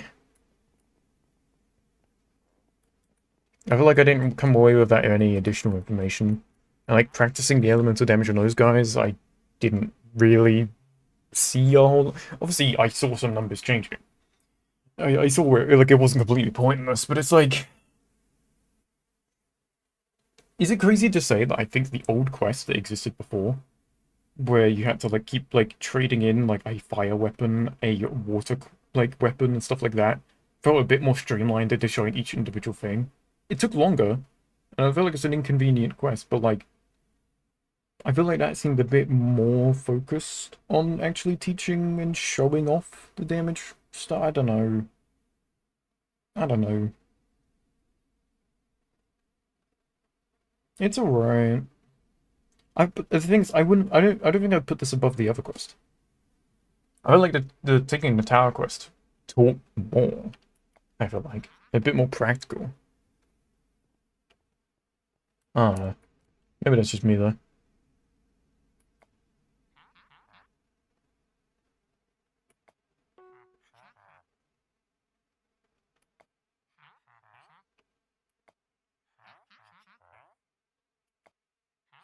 What's this quest? Arachnid's Ascent. What is this? Why is it taking me that way? The hell? Is this a newer quest? One I haven't done? I don't know. To be completely frank.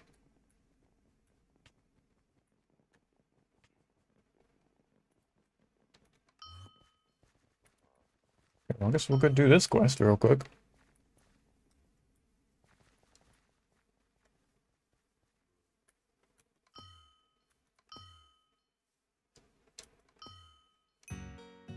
I don't think it was about necessarily one-tapping that guy. Like, that's just a fight at the end of the day. I just think, like... I don't know. I don't know.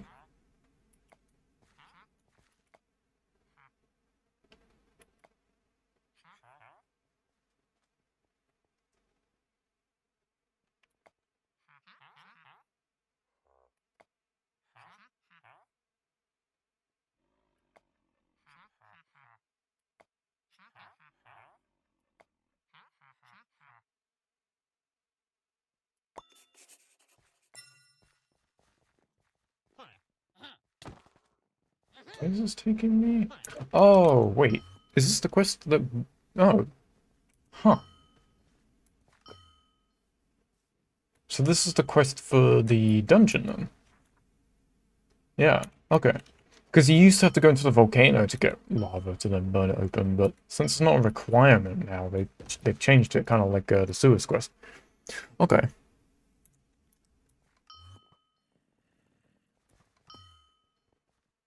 This will be interesting. And also, we're kind of going with gang as well. We're all here.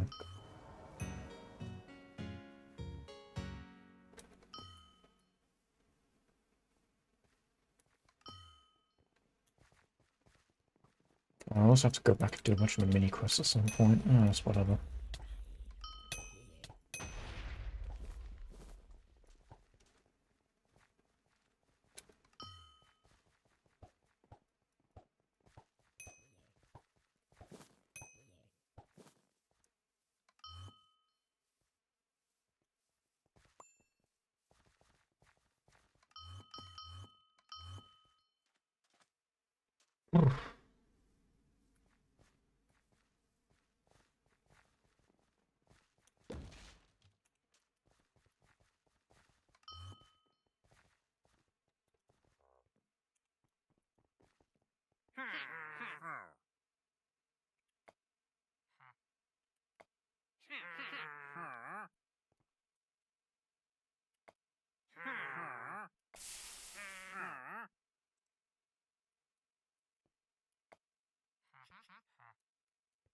Oh, I didn't even see them.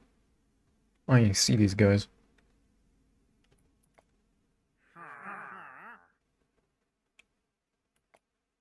I guess we are still going into the volcano. Okay, so it seems like instead of this quest being a thing to unlock the dungeon, since now the dungeon's just open, the quest just has a different purpose to it, which is good. That's cool.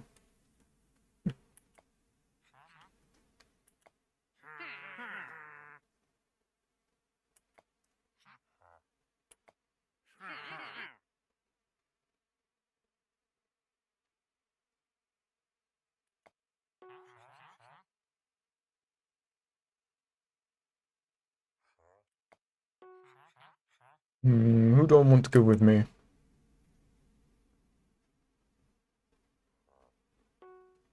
Hmm. Well, one of them sees a... well, the thing is, right, one of them sees a godly cosmetic on the floor. And they immediately pick it up and like, yo, I want to die to this thing. And it's just an entire quest. He just gives up because he sees a cosmetic and wants to die to it. To make him guilty for trying to kill me? Is that a thing?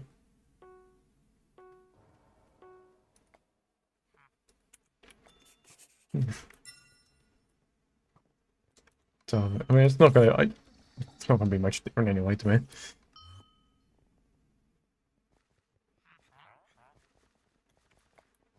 Can I throw him into the volcano? It's one less quest I have to do later in the game.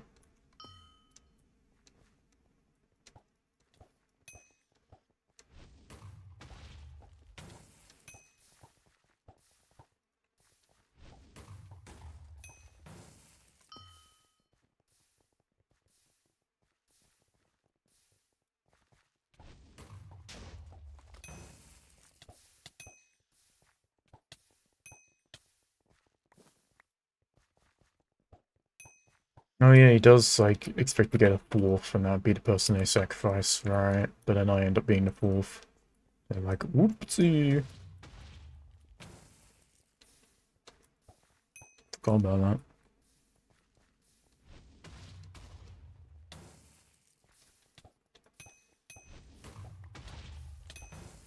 Man, they're not great people, though, are they? I don't know why they don't just give me the option to just unload meteors onto them myself.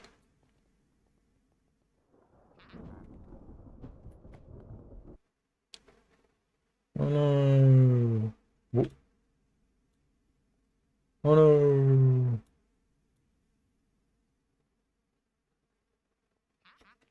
I mean, I can just, like, do that. Yeah. Yeah. It's not that scary, man. Calm down.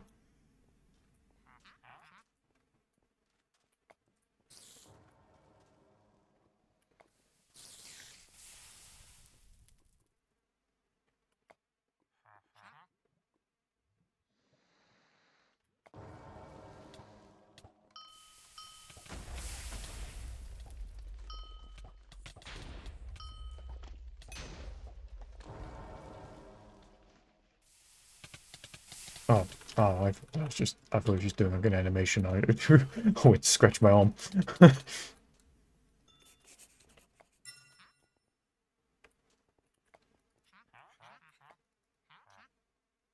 Oopsies. Go back into the parkour. No, I'm good. Very simple parkour. I'm just showcasing my special talents. Oh, I guess they freed them already. No, not here.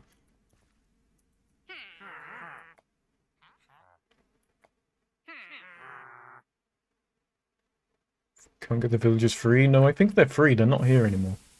Oh, you did a good job. Uh, hmm. Hmm. Sure. Crazy magic trick you got there to spawn human life. Was entrance spelled wrong there? Or am I seeing things? Yeah, I forgot about this fella. And there's another quest linked to him as well. It still keeps chaining? I didn't know there was this many quests that kind of keep chaining. Which I think is good. I think, like, something the early game quests especially need is structure, so... And this seems like a lot more structure than I thought. Like, it almost... Wow. I didn't know this. Genuinely. That's kind of cool. Unless it's just not quest, and it's just, I can talk to him. No, it's just, you can talk to him, never mind. Do the dungeon? I mean, it makes sense while we're here. I'll do the dungeon.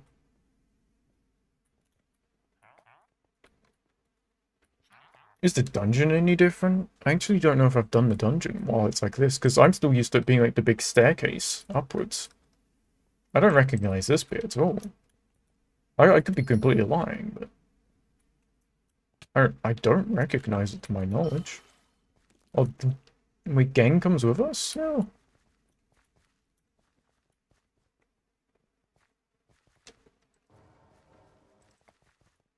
Okay, so it's basically the same, except they just stand there and look pretty. They don't even do anything.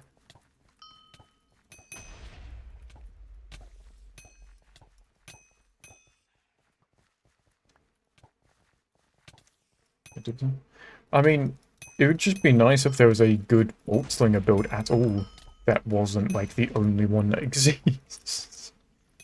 Bolt Slinger needs so much help, man. It just needs to be able to have, like, variety and stuff that's actually viable at all. Just in general, like, when I think of, like, Arrow Storm, I think of, like, just Bolt Slinger and how bad it is. Which sucks, man.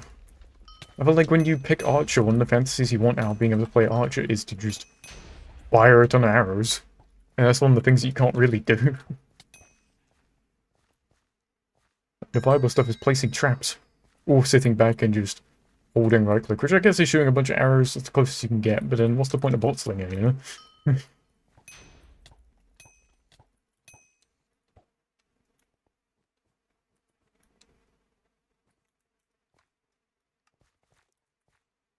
Trying to hold the jump. Yeah, because the slime blocks. Yeah. Well, it's a bit like. Okay, that damage you didn't press him at all. I just didn't jump to begin with.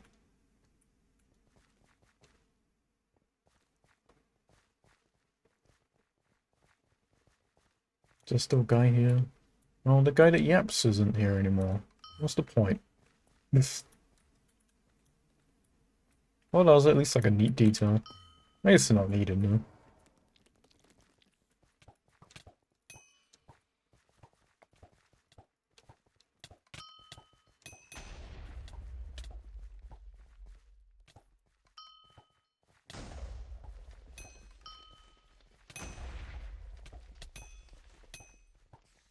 But what are you talking about? Annihilation's in 5 hours, if I'm not mistaken, right?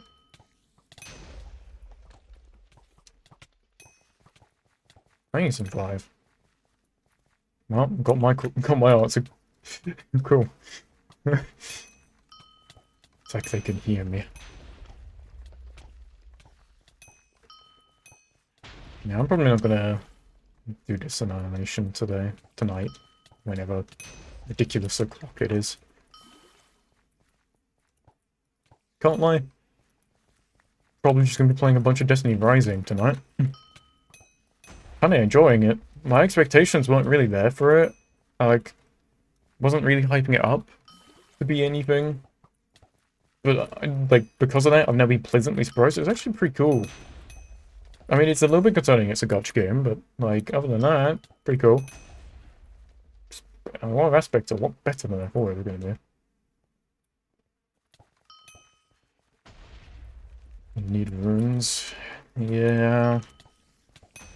I'll be honest, that's kind of why I constantly been doing it. Obviously, the Mythic Cache is obviously... That's the chase, everyone wants to do it, but, like...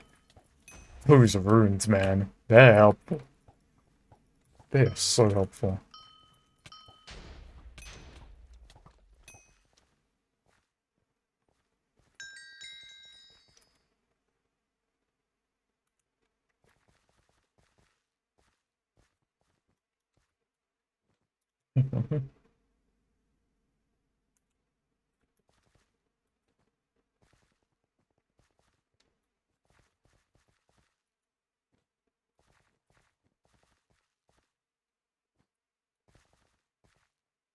This dungeon's still pretty simple. If I was to quickly...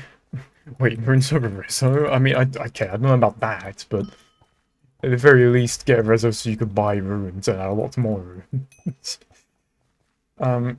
What would be... Between the first 2 dungeons... Obviously, there's more early game dungeons, but... Between... The crypt sewers, or whatever... The sewers. And then Infested Pit. What's everyone's opinion on them? Which one do you prefer? Because I personally would say that this is a nicer dungeon.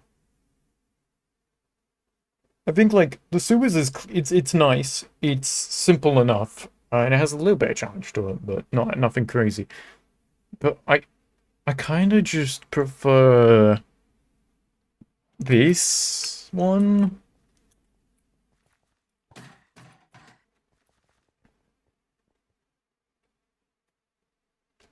I think this one's just nicer. I mean, it's a little annoying with some of the, like, encounters having to get kills and spawns are a little bit slow and stuff, but I think overall my choice would have to be probably this dungeon. This is someone that hates spiders, but I mean, I can even look at this thing and be like, wow, that's an impressive model.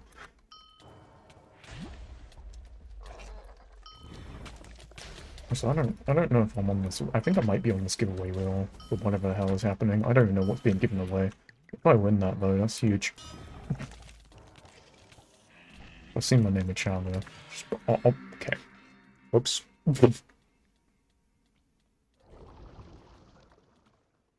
I got too distracted by potential free riches. We're running back. We almost don't run it back.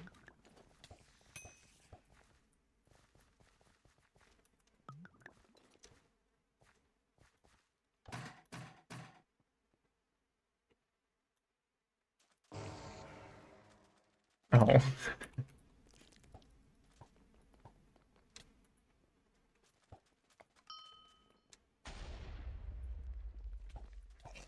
Sovereigns are the cheapest if you farm every people. Oh god. Yeah. Okay, I guess I just have to actually look into this fight. Hold on. This is ridiculous. I know the boss is like level 25 and I'm level 18. I get that. But I'm technically recommended level for this fight. Like, or this dungeon in general, sorry. Jesus. Just need to keep distance, I guess.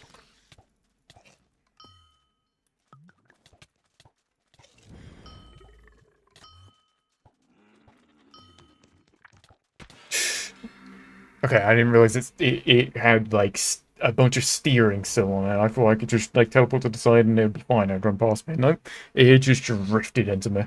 Alright, so we'll come back to this. Maybe I need to, like, get an actual build by this point. Maybe. Upgrade the armor a little bit. Just perhaps.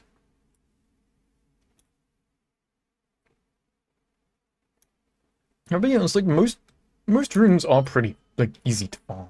I think it's just like some people just don't want to do it. Because like, easy runes aren't bad either. Obviously, like, for trading up, they're not the best ones you're probably going for, but like, since you can't trade into AZs, they're not too bad. What could you be not okay? Well, unfortunately, some certain circumstances didn't allow for that, so, you know, my hands are tied, you know. Apparently, they're tied. I mean, I technically make the rules. It's technically my stream, but my hands are tied.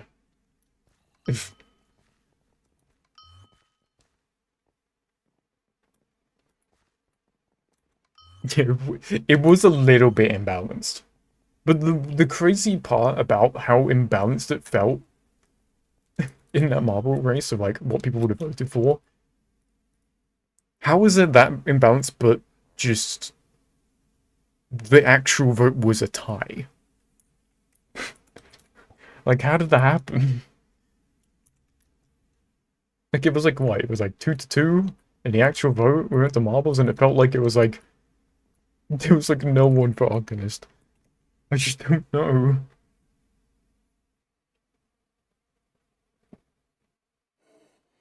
Your marble would need to be full off.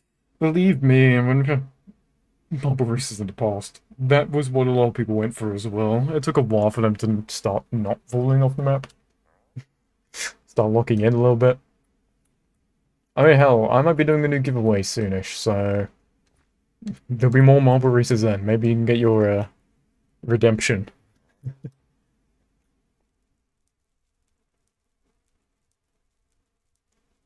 Two people joined for marbles off. Yeah, I guess, yeah, that did happen. Good point. That'll be where those numbers came from. I mean, at the end of the day, I'm not fussed for it because I've lightly played Lightbender, and I'm probably going to make a Lightbender at some point. I already have a full Arcanist build, so at the end of the day, I can like basically use this as an excuse to not just have a Riftwalker character when I'm trying every archetype, because I'll be trying it here, you know? It kind of works out. So it's, in some sense, I'm playing less of Riftwalker than I potentially could have been, so... You know, if you look at it that way... Well, actually, I don't know. Would it be less? Because it is a completionist run. So that is, like, a lot, but... You know... This is Iron Man? Yes. Yeah, so I'm probably going to get, like, a complete full build. It might just end up being a bit scuffed. But then that would still be my opinion on it. So, you know, it's tough luck that people open for my opinion to be of Riftwalker to be, like, elevated.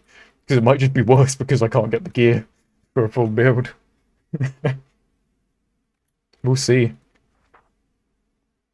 Anyways, let's do a couple more quests. Some of the ones that we might be falling behind on levels a little bit still. Maybe I should buy better potions. It's fine. I'll level 20 soon. I'll just stack up on that. We'll repair my stuff though.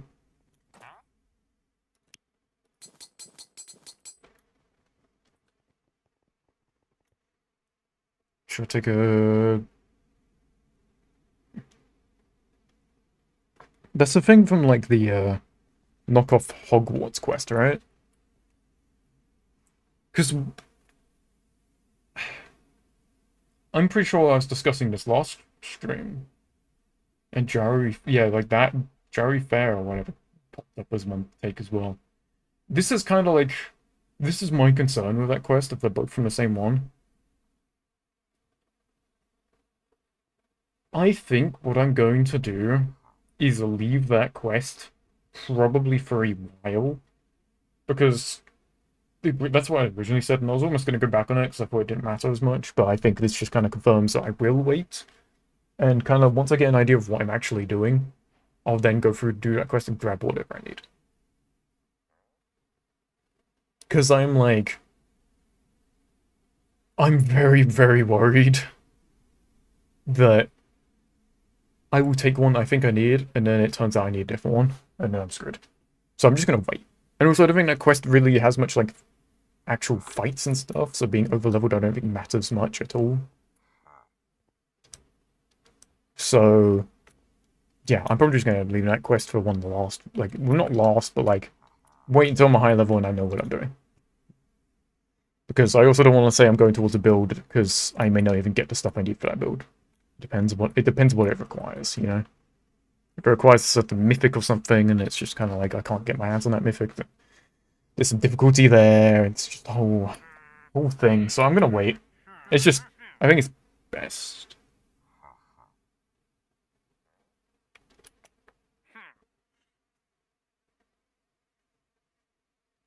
Yeah, I mean, I'll keep it in mind. I think you're definitely correct. I just, I wanna make sure, you know, I don't want to make mistakes. Very, very worried about making said mistakes. What mushrooms do I need? Red mushrooms. I also need to kill more of these for the mini quest as well, which I need to remember to be doing those, because I've skipped over some for sure. Not intentionally, I just forgotten about them.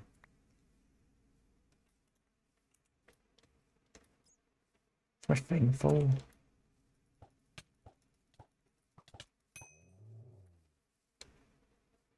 Where are the mushrooms at, man?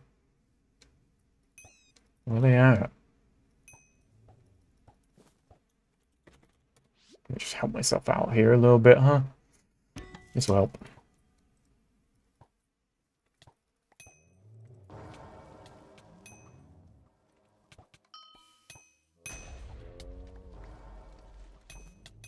Speed up a little bit. I have so many because I have Silver Ball currently as well, so might as well. How many do I need for the mini quest? Because I may as well just sit here and get that as well.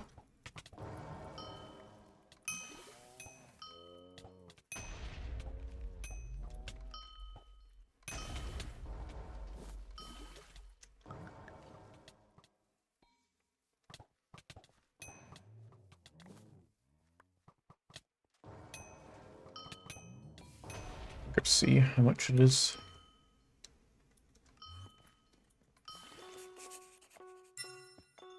Oh, it's bring brown mushrooms. Oh, that's perfect. I can't remember which. I thought it was also red mushrooms. Okay. Yeah, we can just dip them. Nope, really didn't make much out. We used a whole 1 minute of that mob totem, but like, kind of worth it.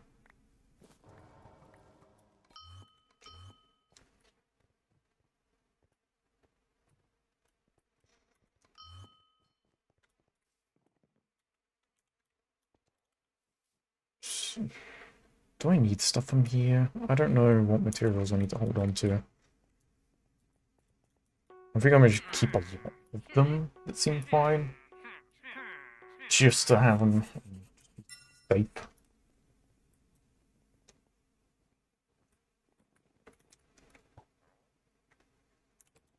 I see, like, I don't know if I still necessarily need strong flesh, but I'll hold on to it just in case. I guess.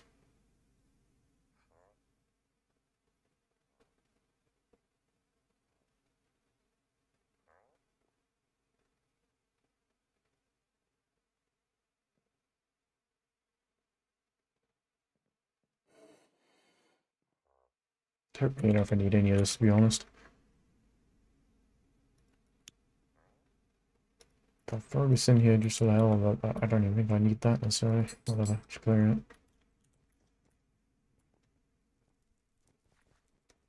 Um,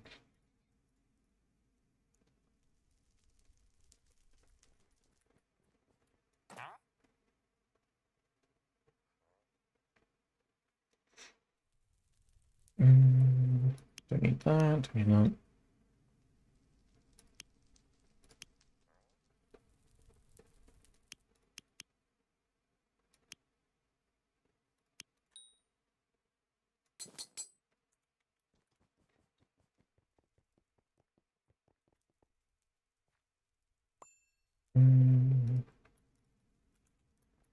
Am I going this hut? Oh, is it this quest? Oh, I know this quest. Okay.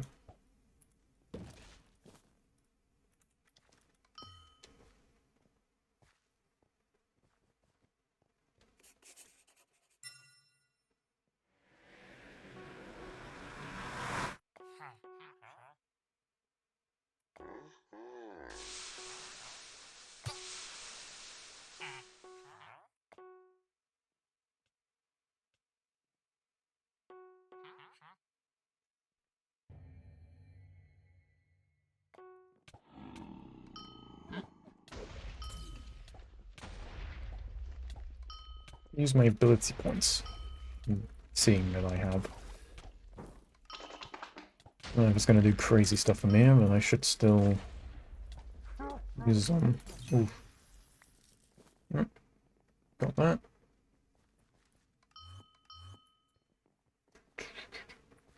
Hello, welcome into the stream. Welcome in. I am currently tunnel visioned on doing a completionist run, but if it turns out that I'm doing anything that potentially people can join in and assist with, then you're more than welcome to. But I don't know if we'll be coming across anything like that today, unfortunately. We do sometimes do stuff for people in the stream though. If there's a week where I'm doing a lot of like raiding and such and stuff that just requires bundling people together, then I'll usually have an open invite. Oh my god, sorry mate. Thanks. I've been sat down for 2 straight hours. I need to stretch in a second probably. Ugh. Do I care about that?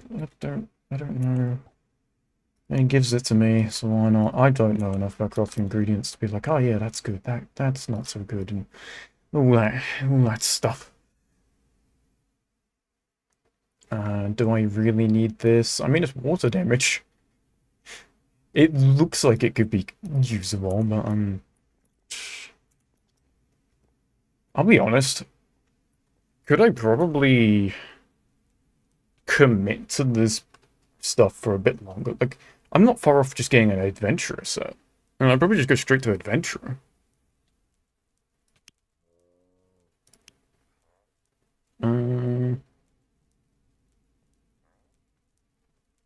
I mean, I'm probably gonna want both of these, right? But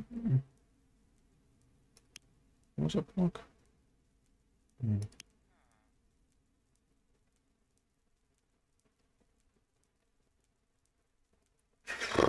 I well, since I'm primarily just using meteors,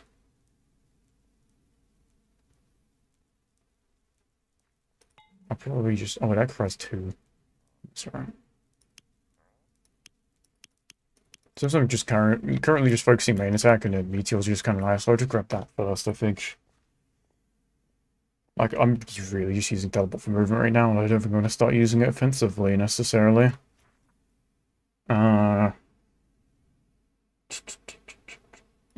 Let's go do the horse thing, shall we?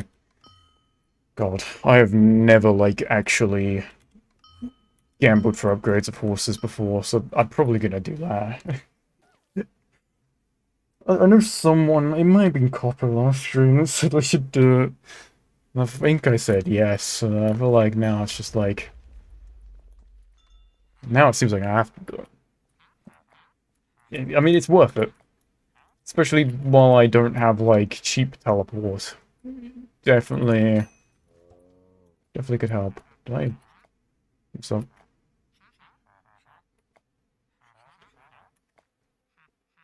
This gambling sucks? Oh, I'm sure it does. I'm so certain it does. That's why I've never done it. But... completing everything, I guess. I don't know. At least getting a decent horse, though, will help. If I can just... I don't know how any of it works. I don't know if I can suddenly, you know, get one really quick. I don't know. I truly don't. Yeah, and probably at some point I'm going to start putting more of my ability points into stuff that isn't just intelligence, but his meteor cost is brutal. I mean, 150 max mana is not too bad, I guess. Because they changed this. This is really different since I've ever come through here. Because they, like, shuffled stuff up the map or something, I'm pretty sure. Oh god, I haven't been on this side of the map in so long. Yeah, cool.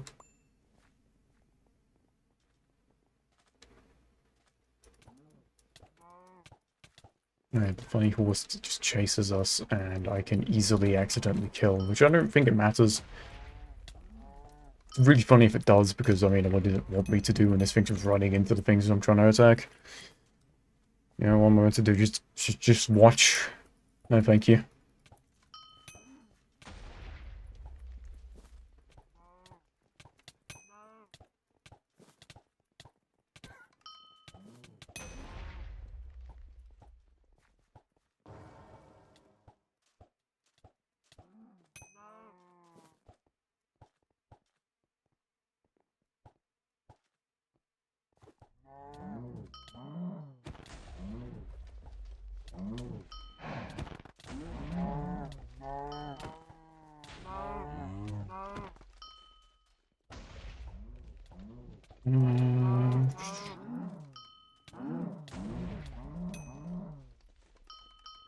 Oh, come on.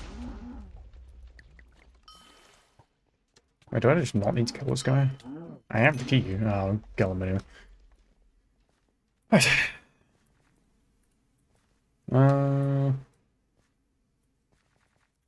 Just back this way, isn't it? Right, just a random guy.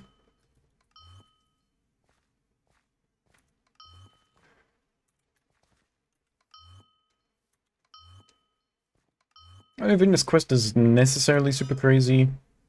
It's alright. Not necessarily, like, too bad. It's just this guy. Yeah, it's here.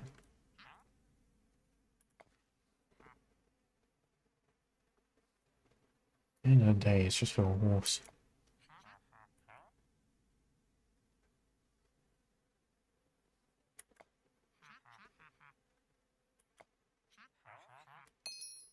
Yay, horse. Woohoo. Will we be using this? I have no idea. Where do I take damage from?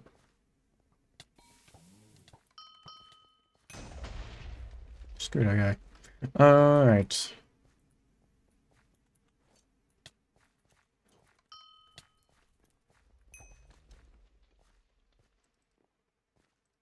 Alright, so how does...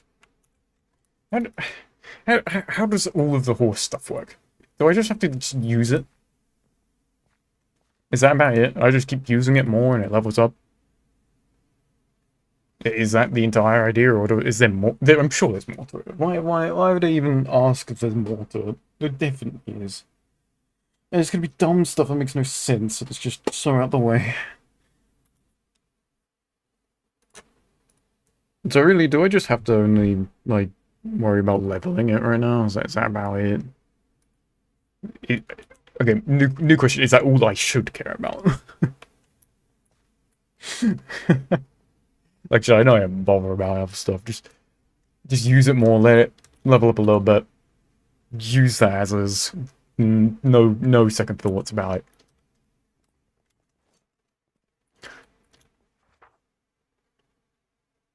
How do I get different types of horses then?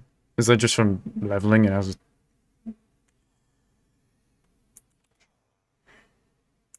Well, I have to go buy one. And if so, where do I buy it if it's a purchase thing?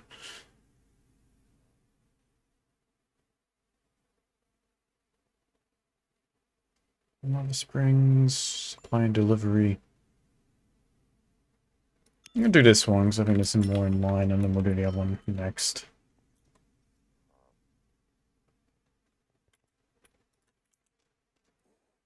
Oops.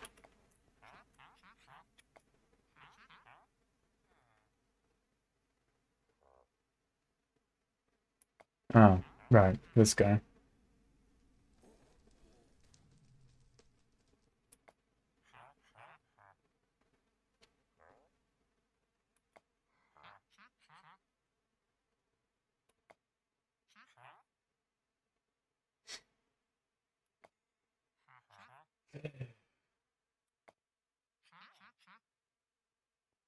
Hello, welcome into the stream. Long time no see you.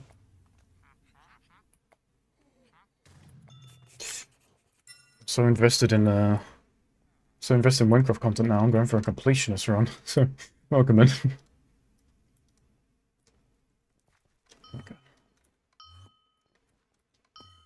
Next I should go for a completionist run on like getting my brain together so it functions and keep track of things. That's a good shout.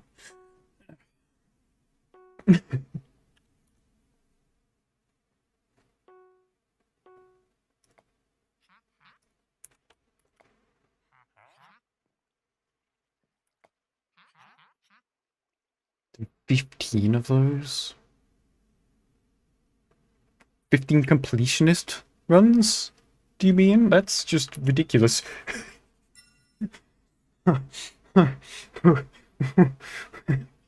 Jesus. Well, this is like gonna be my first one. I'm doing an Iron Man as well, just make it feel a bit more completionist in a sense of getting my own gear and stuff, you know?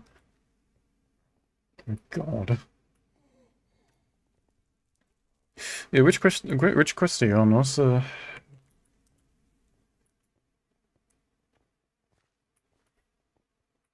is it like more of a difficulty thing? Are you like stuck somewhere?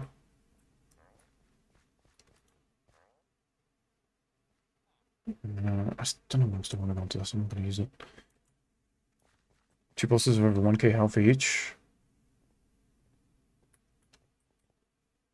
I mean, someone could probably help you out, but also, what gear are you running? It might just be a chance that you might need to just sidetrack a little bit for some better gear. Maybe a couple extra levels. It depends. If you check the quest and see the recommended level, if you're like on the level, it might just be a case of just grabbing some stuff. Because you might run into that issue more as well.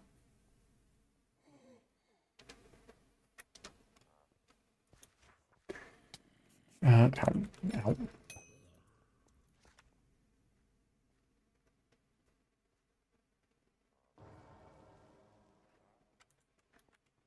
Oh no, gone the wrong way.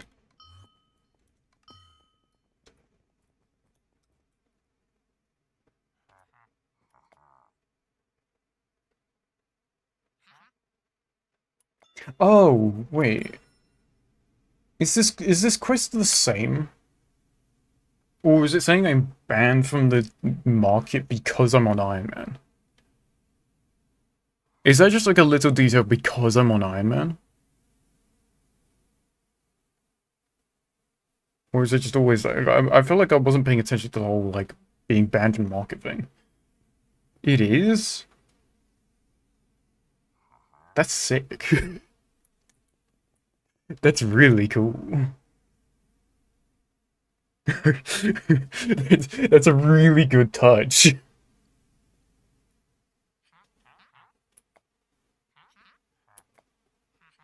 I like small details like that.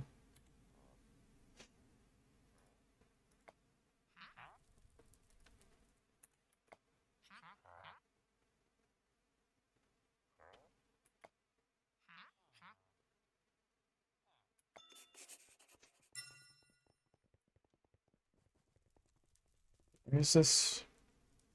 No.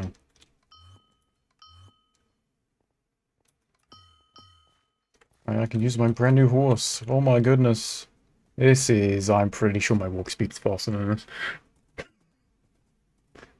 Is it even worth it? Is it even worth? I mean, it'll get faster eventually, I guess.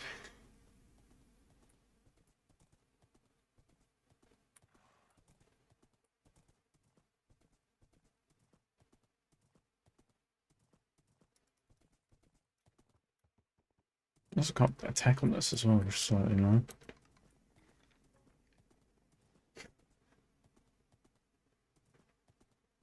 Oh my god.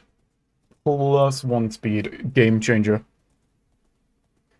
I think this is why I've always avoided horses. It's just like, I'm always just on a class that just has faster, better, more fun movement. Like, it's just, I just never see myself ever using a horse over just my other movement options. Just not at all, like, worth my time. Um,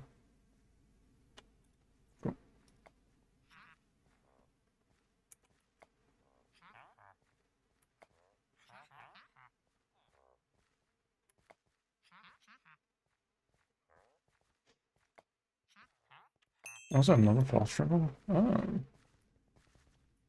Hmm. Nice. That's really helpful, actually. Where does this actually go? I know to Deathless, but like what? What bit of Deathless? Oh, okay. Then these are really good fast travels. This just, I mean, this is pretty much like the first time I've...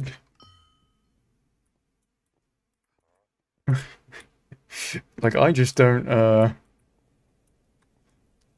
I haven't experienced these quests before. And it goes to show, because I didn't know that boss travel even existed. But I'm sure it's a newer quest anyway. Because that village never existed before. When I first did a bunch of my early quests. Right, we're going to do Lava Springs now. We're taking off a lot more quests today. Again, I think last stream was just longer with kind of less quests done. Because a lot of it was set up and like probably half the stream, despite it being 4 hours and 30 minutes roughly, was probably me figuring out how to do basic crafts. So, you know, progress today. Definitely progress. It's looking good. Uh, never get me on a crafted run. Never. That'd be the longest like run of Windcraft completionist or not.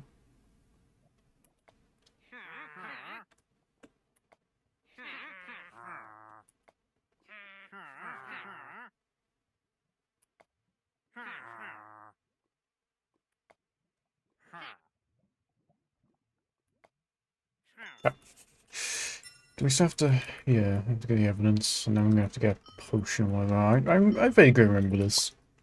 This has, like, probably changed a little bit, but I vaguely remember this quest. Done this a couple of times. Very sure. Where's the other one? Is it underneath? I'm trying to tap into my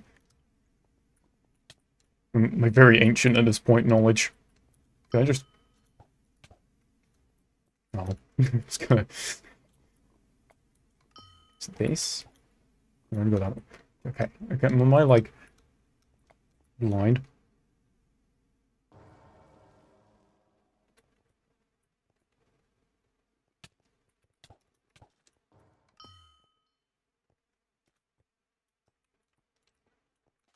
Oh, it's there. Oh, I just stood on top of that. Oh well. Moving on. It's pretty much on brand for me, for...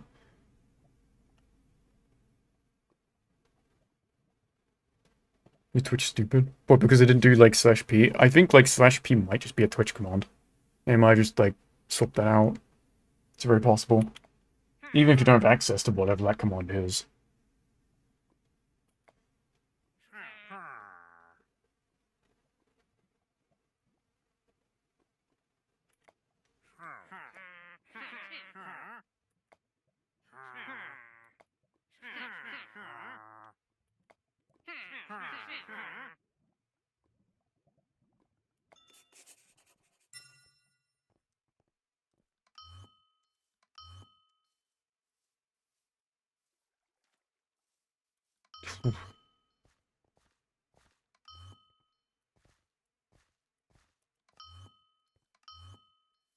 Do I feel like using my horse here? Let me think for about 2 seconds. No. Just tell horse so much. I don't know. I don't know. The horse might just go straight in the bank. It's just...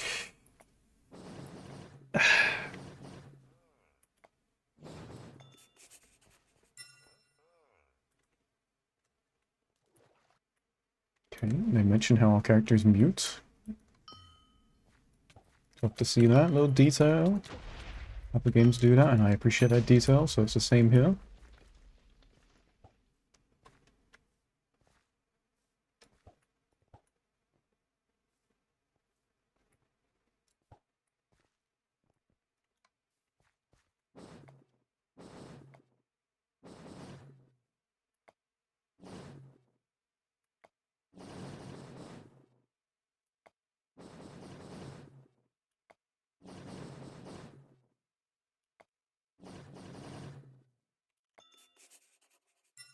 Okay, there's that. I'm gonna go back. Do you ever, like... Do you ever go back there? I always forget that village exists, to be honest. I feel like I visited it, like, maybe 5 times total my time playing on this server. If there's, like, important stuff that goes on there, then I've clearly missed it. But it's good. That's the whole reason we're doing this completionist, so I don't miss stuff like this. I can go through everything. Finally. Do it properly.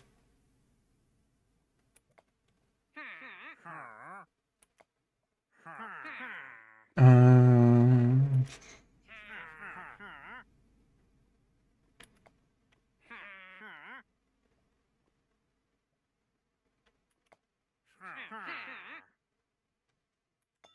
No, this potion.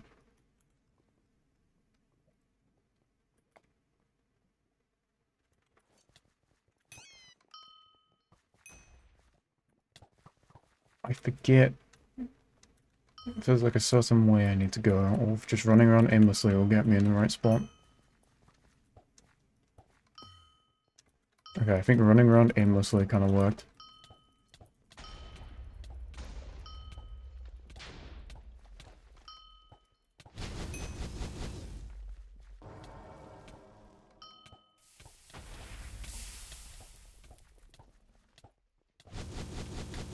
Ouch.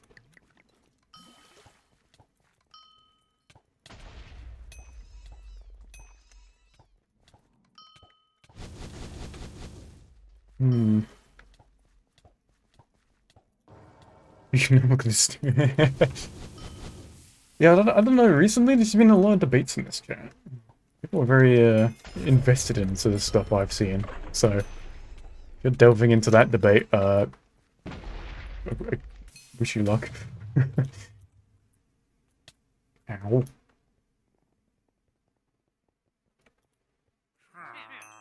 Okay, not pretty quick. Nice. Can finally get this now. It's a little bit of an upgrade. Nothing crazy, but it's something.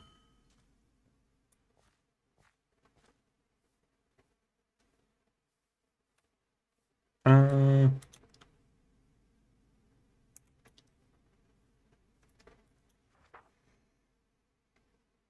okay, two different questions go to now. Do I want to take a small break and kind of just clean up like caves and stuff? Maybe. I don't know. Let me look at my just wider content book real quick. Zombie secret discoveries. I don't know. I need to like realistically go for and do all these, but I kind of also just want to wait and just do them all in one go. So I can just focus on the other stuff a little bit as well. I'm gonna do boss altars for 100% as well, huh? It's good to know though. I mean, at the end of the day, I'm not like, you know, I'm not like, I'm not in much rush. I'm gonna have to get prepared to do Annihilation on this at some point. Like, that's far in the future, yes, but it's still something I have to do. So, stuff like secret discoveries, you know, it's like, I can go through pretty much most of them that I miss by the time I've gotten a build and I'm ready to run Annihilation. It's gonna be so, like, interesting on Riftwalker, though. I don't know if I'm gonna be, like, enjoying it, necessarily, but I will certainly try.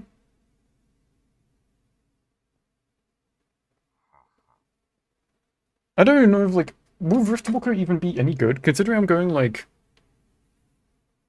Well, the problem is, like, whenever I run Annihilation, is, like... So my thought process here is, what's the point of doing all the Riftwalker stuff in Annihilation if I'm just in a party that's just gonna be juicing, like, my mana and my stats? Like... Because not to parrot things that keep getting said, but, like... You know, shoulder shrug, just go Arcanist. No? Like, that's where my mind is at when it comes to the future. It's like, would it even matter in that scenario? I guess if I was to try and solo it for any stupid reason, then I guess it's still fine, but I feel like in a group, I'm basically just going to be standing there throwing meteors like normal. I know, like, I still have to set up Winded and Time Walk and all that still exists, but it's just like... I don't know, man, I don't know. I'm not looking forward to it. I'm sure I'll be fine, though. And maybe I'll enjoy it. I mean, as I don't enjoy so many things I now love, so... You know, I shouldn't get too ahead of myself, I suppose. Let's do a bunch of these caves. Let's do a bunch of these caves. There's a lot of lower level caves that are also just nearby. Let's try and knock out a bunch of them.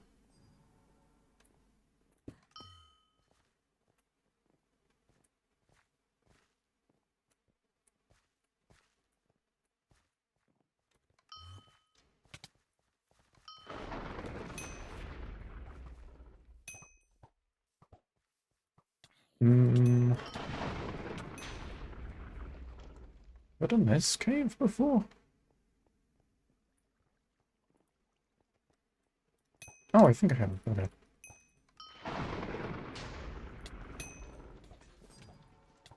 It's always nice to see some content that I recognize, because it makes me feel like I have been skipping just a little bit less. Even though I have actually skipped a lot every time I've played, so... Yeah. At least I'm getting a little bit more value per meteor now, which kind of makes the fact that it's expensive a little bit better. A little bit more bearable.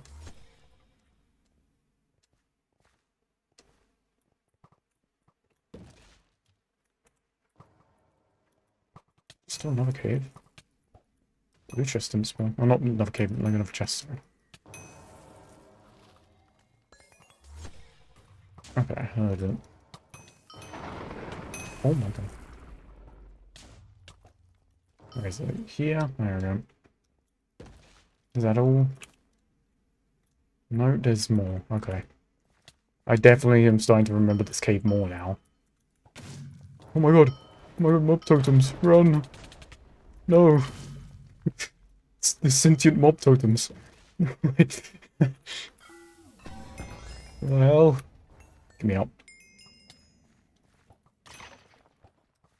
Oh my god, I just looked to the side and there's a whole essay. What is it?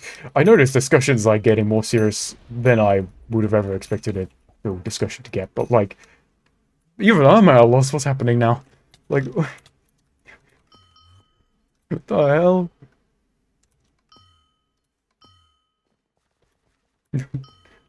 What did I miss?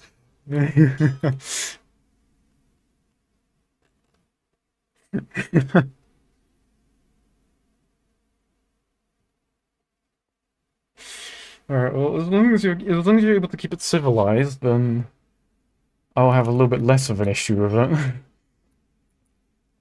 Go beyond civilized, and then I definitely am not sure with it, but I'm not saying you will, just more of a this is going crazy.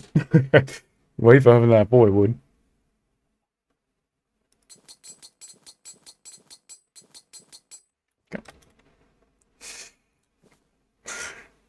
Oh god.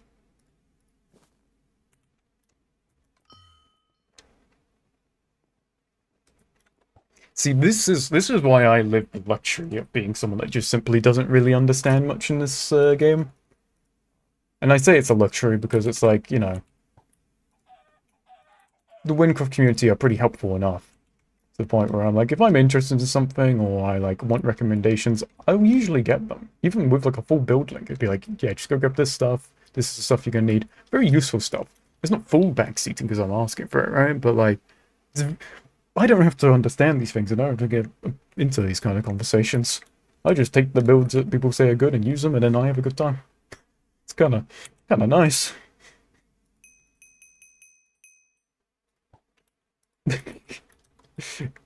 I'm so glad I'm not the one that's invested into making builds or optimizing them. I just use the stuff people tell me are good. And if I like it good enough for something better, oh well. The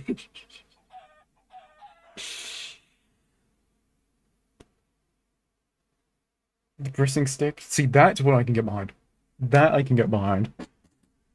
Something like that? Yeah. Yeah, no, I'm so... I might even go use it right now myself.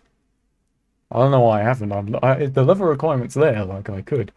I even have it. I might have to. I might have to lock in.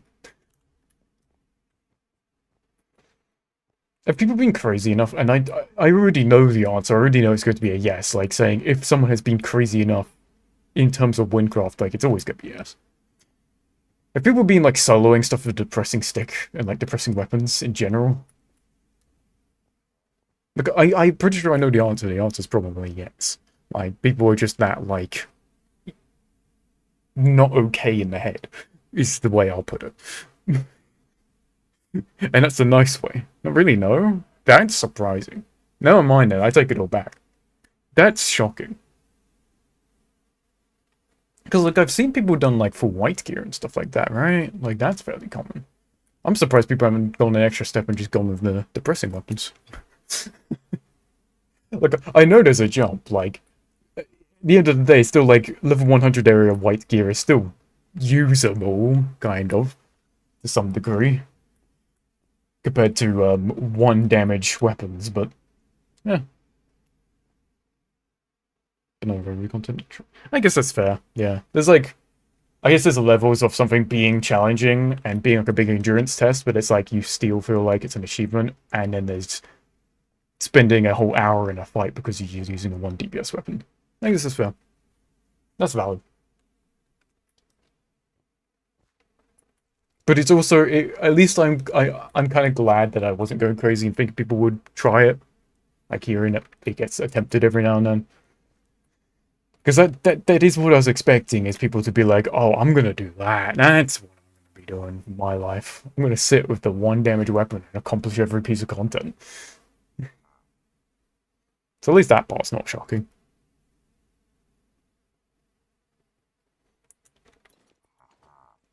Okay. I think with my skill points, I really need to start going for damage. Which, I don't know. I mean, does it even matter though? Because like the mana, yeah, because like if I put it more into intelligence, I'm still getting water damage, which, yeah, the other quest wanted me to throw a water power on, so I guess I'm doing water damage, but I just don't. I don't know. Maybe I should put some stuff into strength soon, because I'm still main attacking. I'm just trying to think. My damage is, it's not bad, but like when something has more than like a relatively small portion of health, it slows down too much because my mana just stinks. But it's like the mana increases I feel like are so minimal. Maybe just a damage increase would be more impactful. I may as well just stick with intelligence. It's like just such a reliable thing to throw into. But now I feel like I was turning to debate about lying of omission. I have no clue. I looked away for 2 seconds, so like paragraphs. Like I knew this discussion on Riftwalk stuff started, but then like I did like one fight and looked down and completely lost track. I just don't know how people got into this.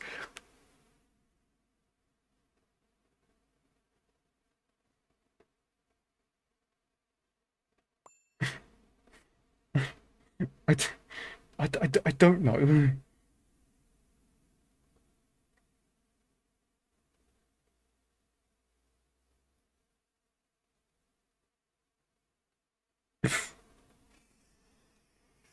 I'm just here to play with my silly little game, man. I didn't know it got this deep, though.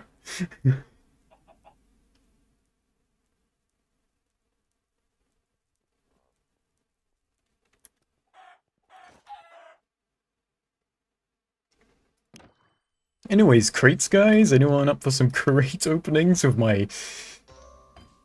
I don't know what happens to my skin still. I'm 90% sure it's like probably the 3D like skin mod, and I just not bothered to take it off or figure that one out, but the very stretched head on one of my legs does still terrify me to this day.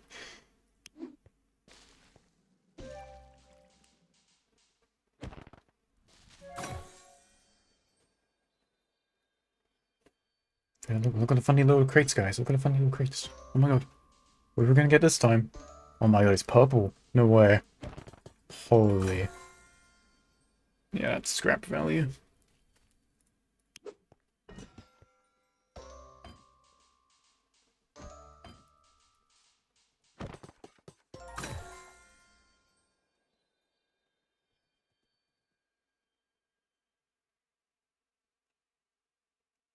I'm gonna be completely real with you. Like, listen, I don't want to like tap too much into this discussion. You know, I don't want to be going to this entire downward spiral right now.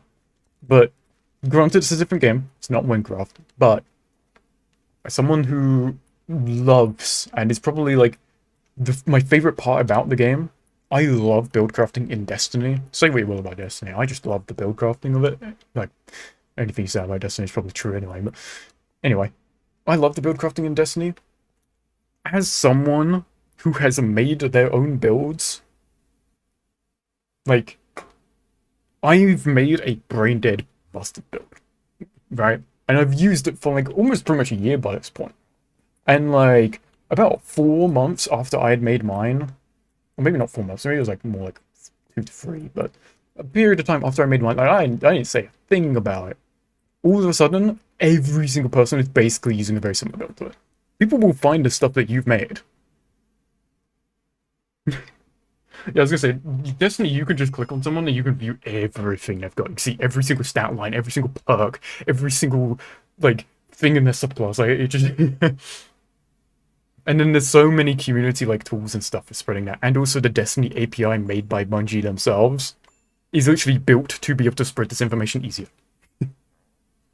Starfire Protocol Fusion nade spam. What if I told you it's back? And they're like the only thing that Warlock's good at right now. As a Warlock main, Warlock sucks right now. That's one of the few things people started using. Because grenade builds are good. Grenade builds are really good in the current game. So it's kind of back. Oops. Let me, wipe that finger that again. But it is kind of back. There's a lot of old stuff that came back, like Bonk Hammer on Solar Titan. They've removed like the cooldown that they nerfed it with at some point. Like it's instant again. And there's so much stuff behind it. This has been such like a power creep that a lot of old stuff has just kind of come back. They kind of got like put in the back seat.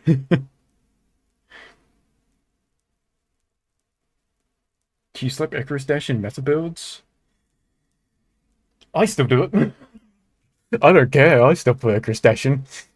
It's the problem there is that what is it, Touch of Flame or whatever, the stuff that boosts stuff for your nades is still really good.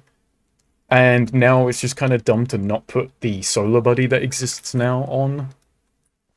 And that takes up your second slot, because it's just 3 damage and it is really strong. I don't like it because mine just has terrible aim for some reason and can never hit anything. But, like, don't get me wrong, I still put Icarus Dash on, I don't care. I don't care at all. Icarus Dash is like that is the thing that made me realize that Warlock Move is actually fun. Like I've never had so much fun with Warlock Movement ever since I started to use it. But like people still just like use Icarus Dash for survivability. And so people just loadout swap, and they'll just have a loadout with Icarus Dash, and when they need other stuff, they'll just loadout swap. But I'm not someone that likes loadout swapping. I just like having my one build and committing to it. That's just how I personally like playing the game. But yeah, no matter what, like, regardless of sharing stuff, if you make a build, like the point I was trying to get to, if you make a build, and even if you keep it to yourself, no one knows about it, someone else will figure it out, and it will spread eventually. Like, if it's like truly that strong that it would warrant a nerf, people will figure it out. Someone will have the same idea as you eventually. Even if you find it first, give it some time, everyone will start using it. Roller skating also still works? Yes. Yes. It was looking a little scary because like the guy that I think was advocating for it to stay in the game got laid off. So people are like getting a little scared that like, oh, now that guy's not there to defend it, they're going to remove it. Because they came close to, but I don't think they will.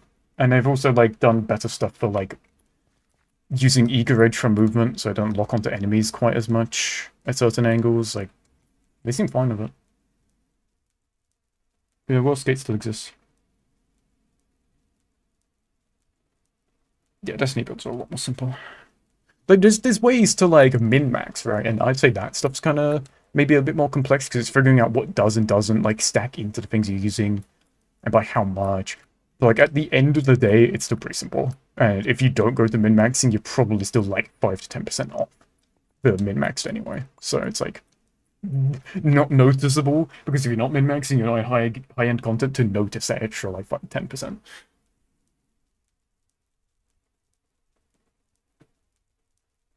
Yeah, I mean, hell, fucking... I hate... Okay, listen, I'm pointing this out right now because I got pissed about it earlier.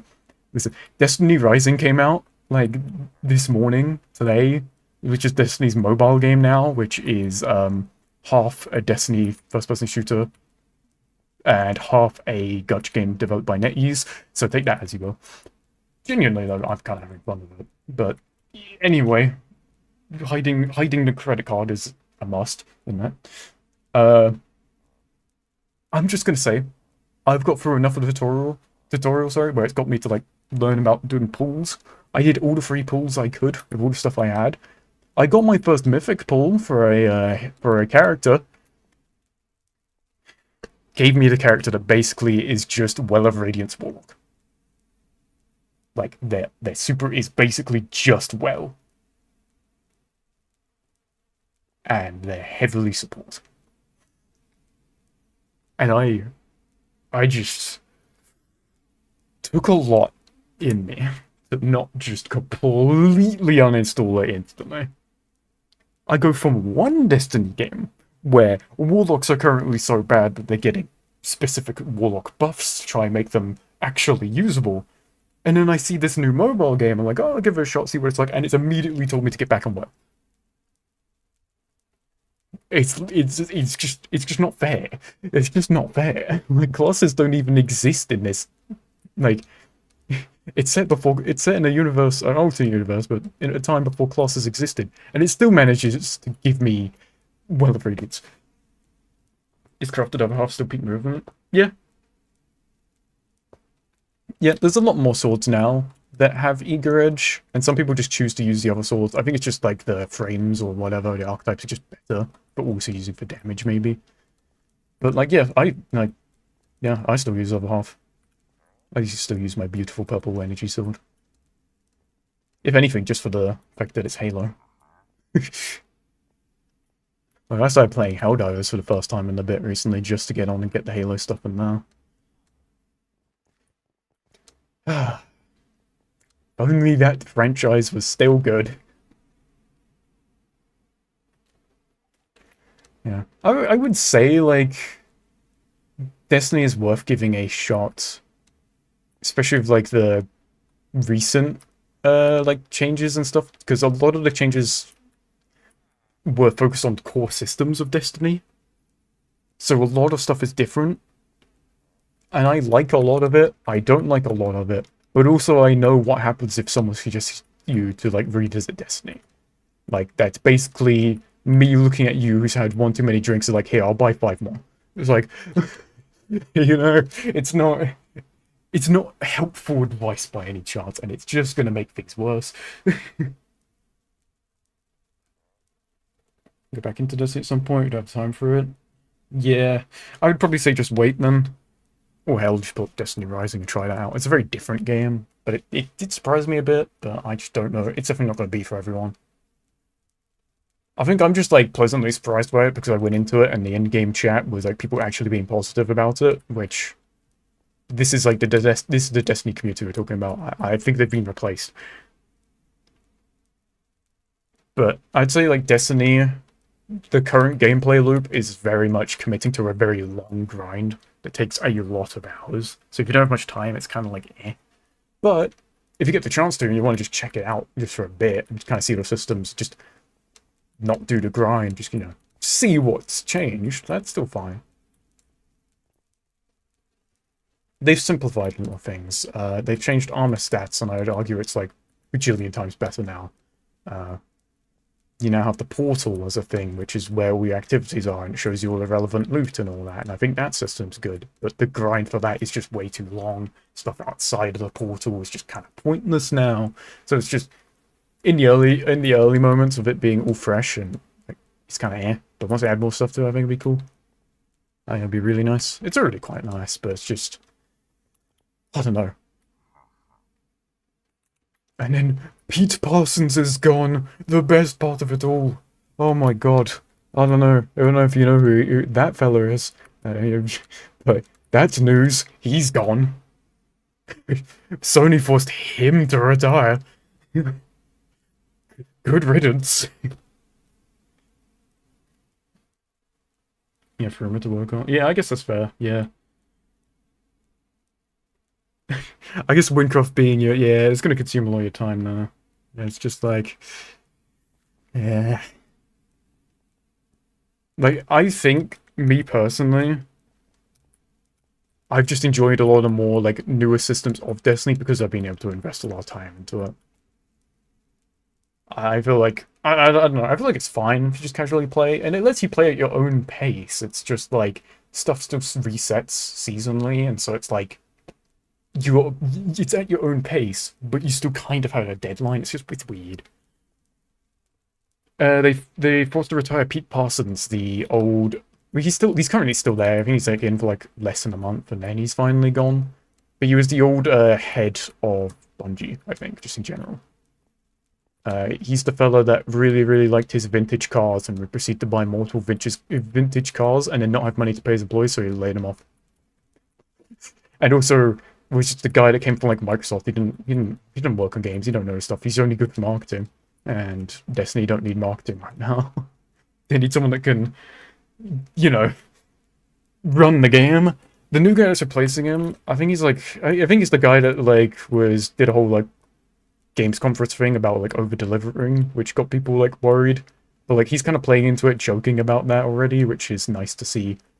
But he's also just he's a guy that worked like on Halo Reach. Like he's been in Destiny space since the beginning. Like he worked on Reach's engine and then in turn worked on like Tiger engine and code for Destiny. And worked on like a lot of the early exotics and stuff. So he's like he's the developer or like an engineer who's had hands-on with the game. We haven't had that we haven't had that for the entirety of the lifetime of Destiny, so that's a good sign. Destiny's cancelled. I don't even know if it's still ever gonna happen. I don't know. They're still committed to D2 though, for sure. They're still very much committed on D2. Though I will say the current systems that changed in Destiny, I think if they released these changes as just a staple part of Destiny 3 going forwards, it would have been good. Like I almost see the stuff they've changed almost like a Destiny 2.5, or even like a soft Destiny 3 in some sense. It's like Destiny 3 if it didn't have as much sunsetting. Remember the Cade in Final Shape? They did him justice. I think Redwall Cade was the stupidest thing they've ever done to that character, because I love Cade. Redwall onwards, they just ruined that character for me. I don't know, they didn't write him well. Final Shape, beautiful. Final Shape, genuinely a masterpiece, they did him so well.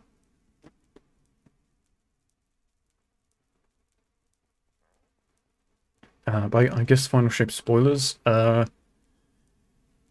I don't know if you know like much going into it, but basically, Big Man Crow wants to go to Pale Garden, wishes under Riven, and then thinks about Cade, or mentions Cade in front of Riven at some point, without realizing. I don't know. Because he says he was thinking about Cade when he went into the Pale Heart, or Pale Garden, whatever, what is it called? Pale Heart. Pale Garden's the Minecraft update. God damn it.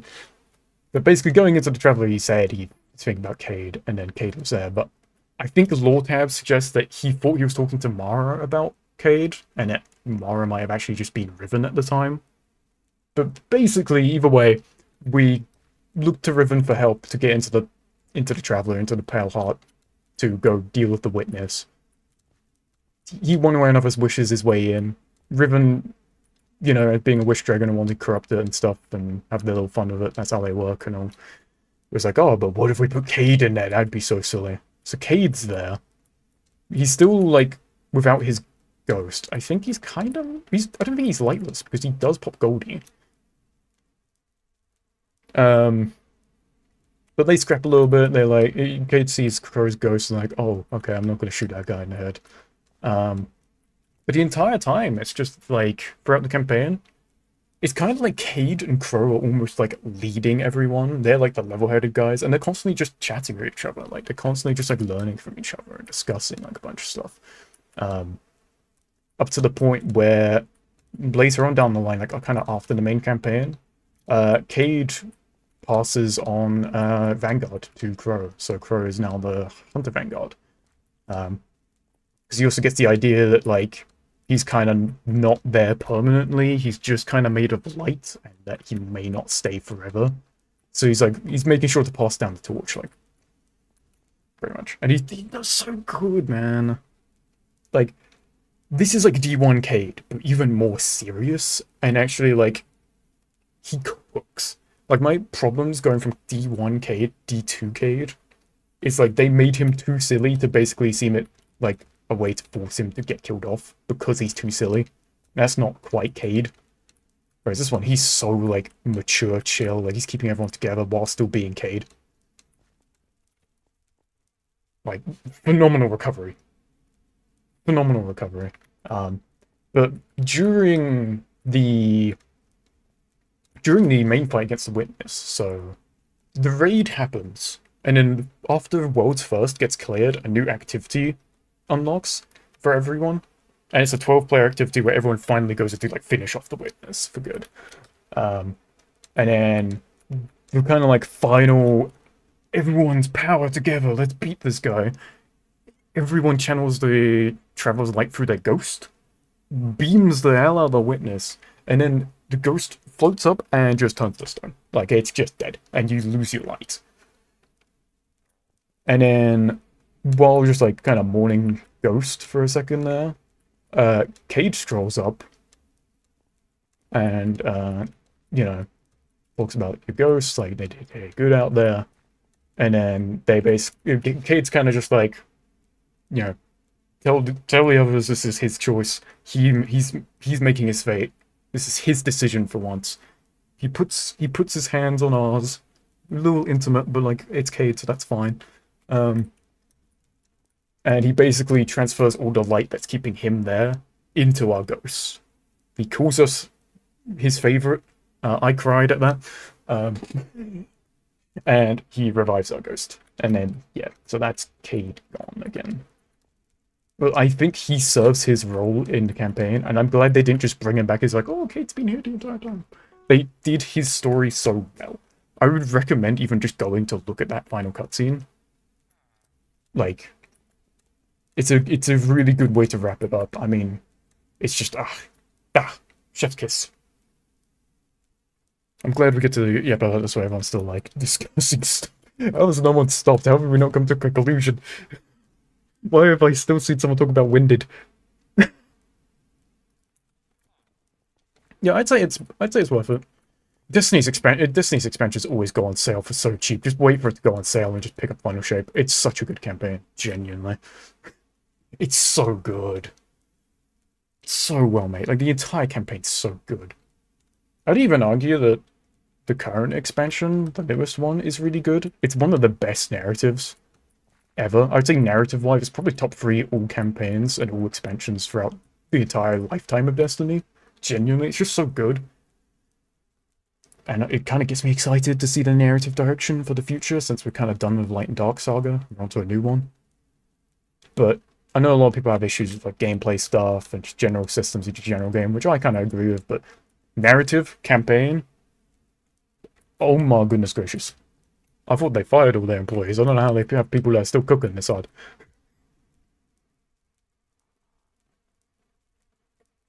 Oh yeah, Forsaken and Witch Queen, yeah. I never played Forsaken because I played the hell out of D1, and then I played D2 when it released, and early D2 kind of stank, so I stopped playing it after a bit, but I still kind of kept an eye on Destiny, like on news and stuff. And I saw trailers for Forsaken, and I saw that they were killing Cade, and I was like, yeah, I don't want to play this game anymore. I just killed my favorite character. I don't want to play it anymore. So I got like all emo about it. So I never played Forsaken, despite it being like the thing that saved D2 at first. It's like the first good thing. Yeah, so I've never actually played Forsaken because I was too busy being emo that Cade was dead. And I just stopped keeping track of Destiny. And this was like, I stopped keeping track before it even released, so I didn't know it became good. So, I was just that upset that Cade was gone. I only got back into Destiny, I think it was at the end of 2023, because during December, like, Epic Games had like had 3 of the expansions for free. I think it was Shadowkeep, Beyond Light, and Witch Queen. It was just like one of the free bundles they do. And so I used that to finally try and get myself back into it, because I struggled. I feel like the new player experience is so bad. It's so confusing. I could never get back into Destiny 2. But having those campaigns to focus on kind of like motivated me to like just stick with it. So yeah, I started in the year of Lightfall. I don't know how I'm still playing. But maybe it's just because I got to experience everything else during that year. Like, Lightfall was just, to me, a thing I did on the side to unlock Strand, and then I focused on the other content I had played. So maybe that's why I was fine. But I've been consistently playing since. I'm still like stopping every now and then now, just because the current grind is so tiring. I keep burning myself out, but it's still fun. I still like it. And even while I'm definitely burnt out on the grind, I still find myself wanting to get on Destiny. So, still loving it. I think to me, I could never really play a shooter game and enjoy it as much as I do with like Destiny. Like just the way that Bungie's gameplay, just the gunplay feels, just hits different for me. I grew up on Halo Reach, so it's just like that. That is like just that's what I love. Like I played COD, but we know how Call of Duty is probably now in this day and age. I feel like everyone knows at this point. Quit Destiny because they nerfed Starfire Protocol spam. So I'm pretty sure it's back. I'm pretty sure it's like pretty much back. I don't know if it's hard meta. It's hard to tell because Warlocks just aren't meta. Warlocks are just so weak. We're so goddamn weak. It's really sad. But it's mostly because of the new armor systems. Like most of our builds just don't really benefit from it, which just is a little unfortunate. There's actually a lot of really exciting buffs that look quite cool. They're heavily buffing empowering rifts, which gets me kind of going. But I think even without like an exotic, you could just spam more grenades in general now. So like literally anything buffing it, you can still just spam nades. Like it's like slightly off meta, but it's still strong. I've just been running Verity's Brow because it got like buffed in recent months, and it's really really good. And I've just been running Verity's with Pocket Supernova, or what is it? Is it Pocket Supernova? It's like the whatever the mini handheld Nova bomb thing. Maybe it's handheld Supernova. I don't know. You charge the grenade, you throw it out, and it pretty much does an Nova bomb worth of damage.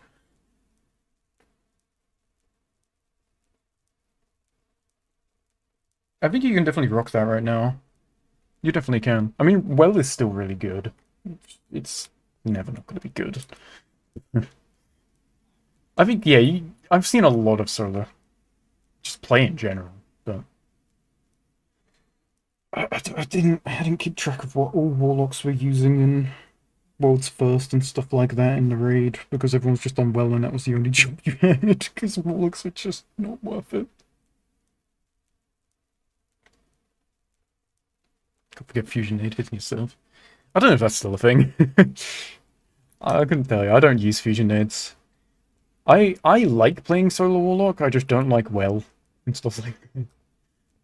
I'm more of a Dawnblade enjoyer. Well, hell, you may not even like end up using like well. You might even just end up using You could use the new Solar Super if you end up getting Final Shape as well, because it's kind of just like D1 Radiance, but on like crack LSD. And it's like, I think it's been like one of the best supers in the entire game since its launch, and they've nerfed it so many times. Like they just this thing is just they can't make it bad. So dumb.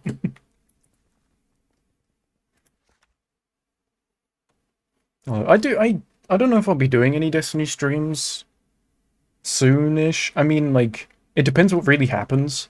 I think next week Heavy Metal comes back, which is just a PvP mode where you're free tanks versus free fallen brigs.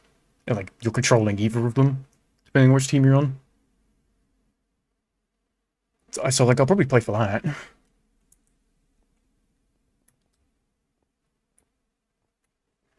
Maybe I'll stream it next week. We'll see.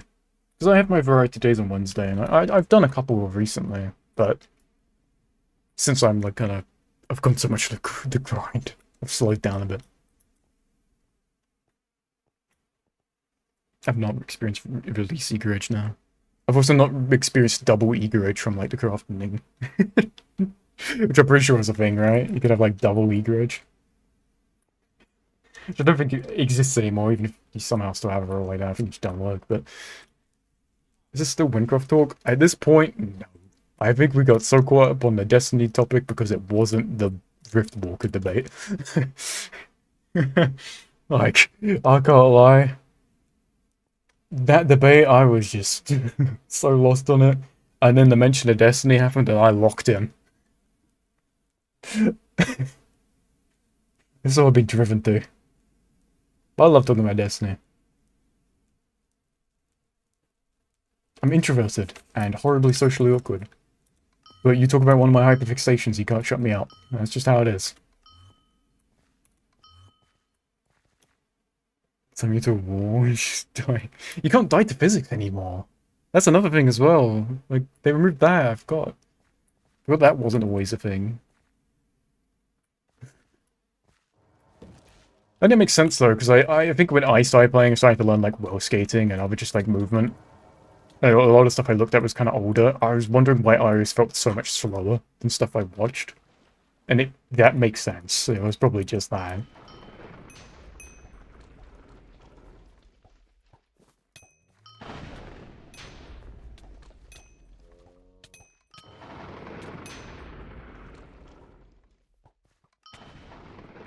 I don't know, if you end up with free time, like, I guess try on Destiny again. Because, like, there's a lot of stuff in the game currently where you kind of can just, like, jump in for a few minutes, jump out. So, like, if you don't have time to, like, sit down and commit to longer stuff, you can do that now, definitely. Some stuff, it definitely feels like, to get the most value out of it, like the new armor systems and stuff, you'd have to commit to because of new tiered loot. But, like, you don't necessarily have to do that. And you kind of can do it casually, and you can still get very usable stuff. It's just obviously everyone wants the best stuff. In a looter-shooter, you're always going to want the best loot. Like, that's just how it is. And unfortunately, that best loot is, like, time-gated after, like 160 hours, I think, of grinding. It's ridiculous. They almost nerfed it, but people complained enough where they reversed it. Supposedly. Allegedly, they reversed it. Destiny almost came crashing down again. Because the devs are like, oh yeah, the grind's a little bit longer than we'd like, so we'll look at ways to make the grind a little bit shorter. Proceeds to make the grind like 40 hours longer. Like, just no clue why.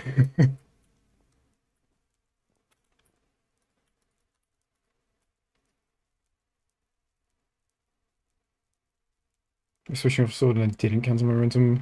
Oh. Ooh. I see you. It's like, you can keep momentum now, but it's like a lot harder, right? Like, you have to like usually put something into it. Or that's like a Icarus dash or like a bullock jump, stuff like that.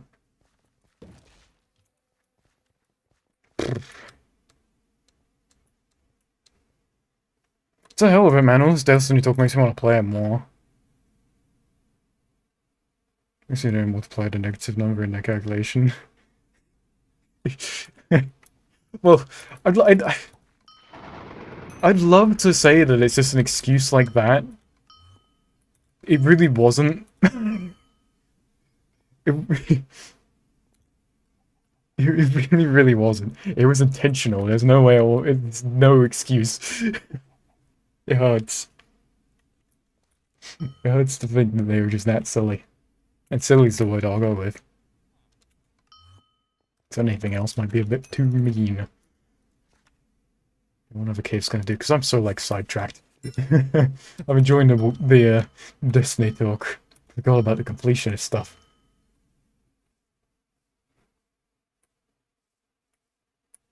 Oh my god. Well, so you're there for what? Well, not what. You're there for day one. Root. I know a lot of people complain about that raid, but as someone that, like, never has had a raid team ever until, like, a very small period of time, which it definitely stayed a small period of time. It didn't last very long. The only raid we actually fully completed was Root of Nightmares, and it being a little bit easier and easier to understand, that was great for us to learn up on. It was so good for us. Like, because it eventually got us doing other raids, and while we never completed them, like, we got up to Oryx and Kingsfall, and, like, got up to Crota. Like, we got close, we just never really committed to them, and then people stopped playing. People might start interacting with each other less.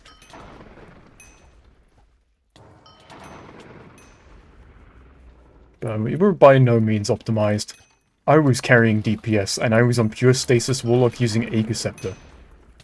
I think that goes to show what our damage was like.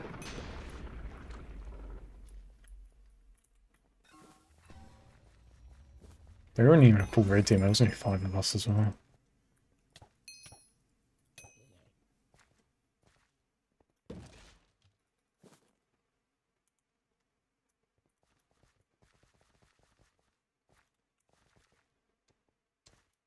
Alright, let me... I think because I'm like so... sorry, like a loss. I feel like here is probably going to be a good time where I can quickly pivot to... Oh, where's Delos? I can't lie to this Destiny talk, because I didn't do like a variety stream this week because I had a dentist appointment yesterday, so I just did stream it all. But maybe next week I'll do a Destiny stream if there's nothing going on, or if there is stuff going on maybe the week after. I don't know. I definitely want to get back into Destiny a bit. The next free update's coming out in like 2 weeks, so I've got to get back into the flow of things. I've got to get ready for that, because then the grind continues. Ashenone, we're going back to the Plague Lands. That gets my... Like, oh my god, they put nostalgia bait in the water, I instantly beeline to it. And I gobble that up. I don't care. I love nostalgia. Delicious nostalgia. I eat it all up.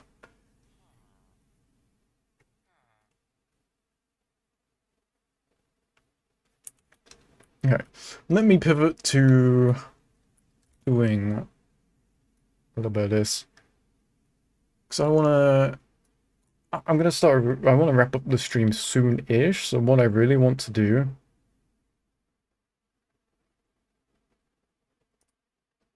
I don't know how many quests I've gone through today, but it's a fair amount, so I want to make sure I save enough time to add to the tier list.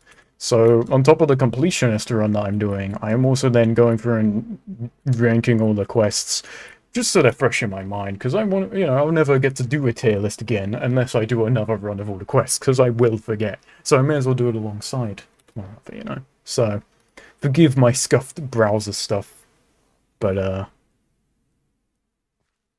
let me just quickly swap us over so we can quickly do this. Again, I apologize, this is going to be very scuffed, but... on the fly, not high budget, but pretend like it's high budget. Oh my god, look at this browser. Wow, there's nothing added to it. Alright, so these are the previous ones we've ranked. Again, I want to preface, before anyone gets like crazy about like King's Recruit being an A, I'm basing this off of many facts, and also, they will adjust as more stuff gets added, right? There's not enough stuff on here for me to really get the right spots, so they'll move up and down as I adjust other stuff, and so I can get them into a comfortable spot. I'm accounting for the fact that King's Recruit does a really good job of introducing a lot of systems in Minecraft. It does good as a tutorial. Not that the quest itself is that good. I just think the tutorial teaches all the right, like a lot of the right things. I think it does a good job there. So that's why it's in A. Like, if I'm talking like actual King's Recruit as just the quest, forgetting about the tutorial, forgetting about anything it teaches, me running this as someone who knows all the tutorial stuff, it's probably a lot lower, but I'm trying to like get everything together, use every bit of reason I can to justify everything. It gets in the right spot, covers every base. Again, you know, some stuff that's in B might end up in C as more stuff's added. I don't know, but for now this is where we're at. So let me see real quick. Let me tab into the game and check all my completed quests. So we had 9 completed last time. We've completed an additional 8 then, because I have now 17. Which is almost about the same.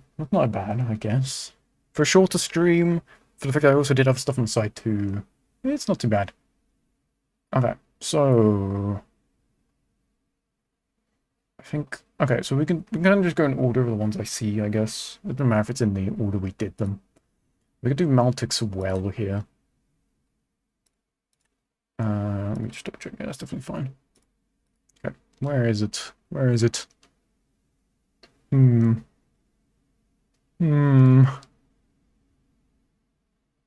eyesight's not good for this. Where is it?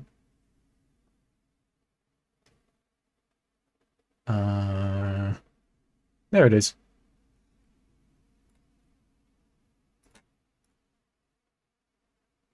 quests also get longer later in the game. Yeah, that too.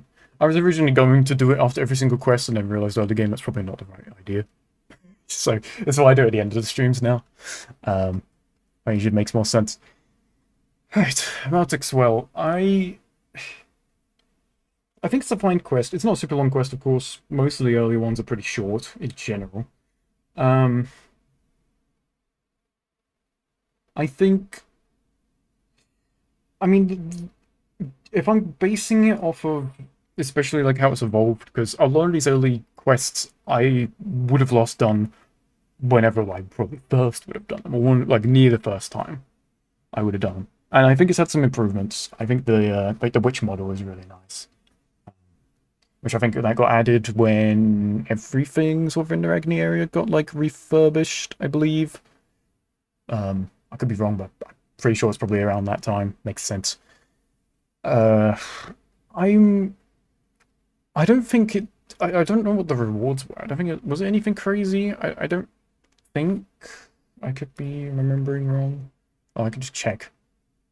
Yeah, it's just XP, so it's nothing crazy in terms of a reward.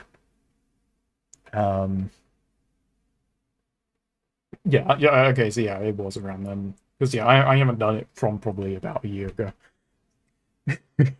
Like I played Win from like on and off a lot from like 2022-ish, maybe 2023-ish, and it was constantly me trying to get other people to play with me, and I'd start a new character so I wasn't like far ahead of them. We could progress together, and that happened like 9 times.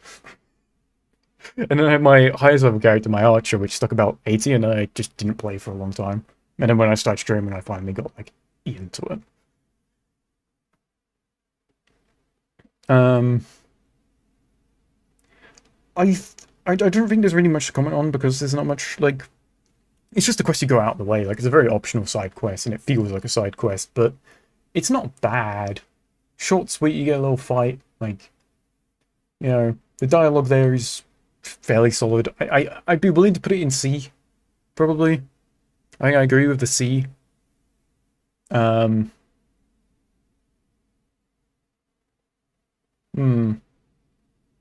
don't know how high up. I would maybe... I'd maybe put it here for now. Infested plants only being higher because it's got some, like, early, like, teaching you stuff aspects to it. You know, it throws you into a cave and actually gives you, like, a difficult fight if you if you just followed nothing but the quests. You don't have much gear. Like, that spider fight can be a little bit tough. You know? So it's like, it's not just complete brain dead easy and giving you false hope that all caves are going to be brain dead easy if you're just going into it unprepared. I don't know. I feel like there's arguments to be made where it could go up and down. I wonder how long it'll take for you to not remember all quests by name anymore. Probably not very long. Probably not very long. Get me to like level 30 quests and I'll have no clue. I'm so unfamiliar, like 30 to 60 range. And even past that a little bit. I feel like I only start remembering a lot of the quests again by like level 80 and upwards. I just keep the game open in the background and just look at them, and I can get an idea. But this is again why I'm trying to like do them as close together as possible. I'd never get a full tier list done, knowing all the quests if I wasn't doing it progressively over time like I am now. I'd have no hope. No hope whatsoever. Alright. What else here? Do potion making. Potion making was the one where we had to go get the mushrooms and throw that guy and get his chest plate and bring it back. Pretty sure. Pretty sure. Yeah, it was.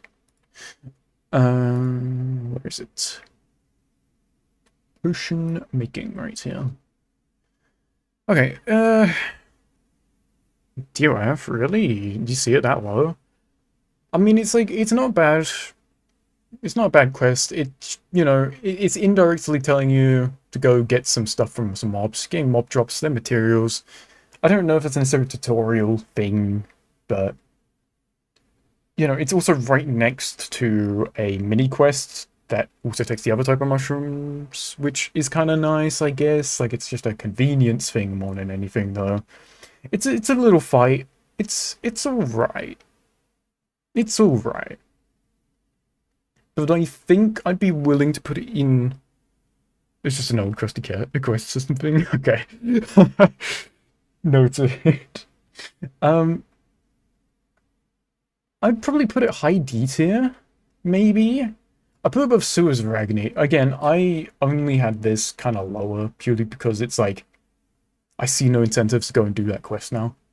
And I kind of like the older stuff, like the older version of the quest, but I understand why it's changed because it doesn't make sense anymore. Now that all like the dungeons you don't really have, well, most of the dungeons you have to run a quest to unlock them anymore. Like, it just seems weird to still have a quest that seems like it unlocks the dungeon when I could have just walked in.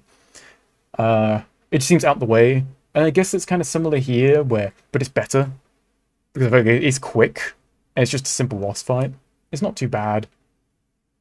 The rewards aren't crazy, but it's something, right? If you need a chestplate badly, or you like immediately got to Deathless, you're on level to do this quest. Probably not terrible. It's got some decent stats on it. I don't know. I just, yeah. It's like it's very like. Has my experience changed much before and then after? Probably not. Like, I could have skipped that quest and I probably wouldn't feel too like upset by it. But it's not the worst quest. Like, it doesn't make me like, I'm not like actively avoiding this quest. You know, when I realized what quest this was, I was like, oh yeah, you know, this quest. I know this one. I remember this one. What a classic. You know, it's not like, oh, it's this quest. God.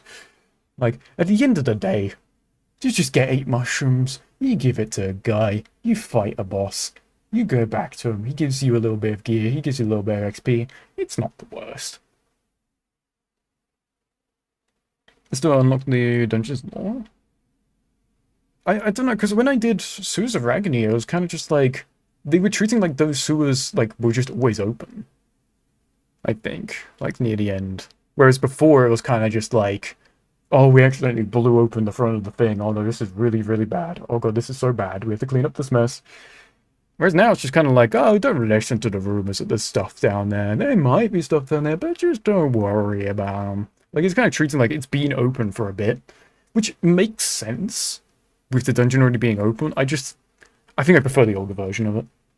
In that sense, in that comparison, that direct, like, interaction.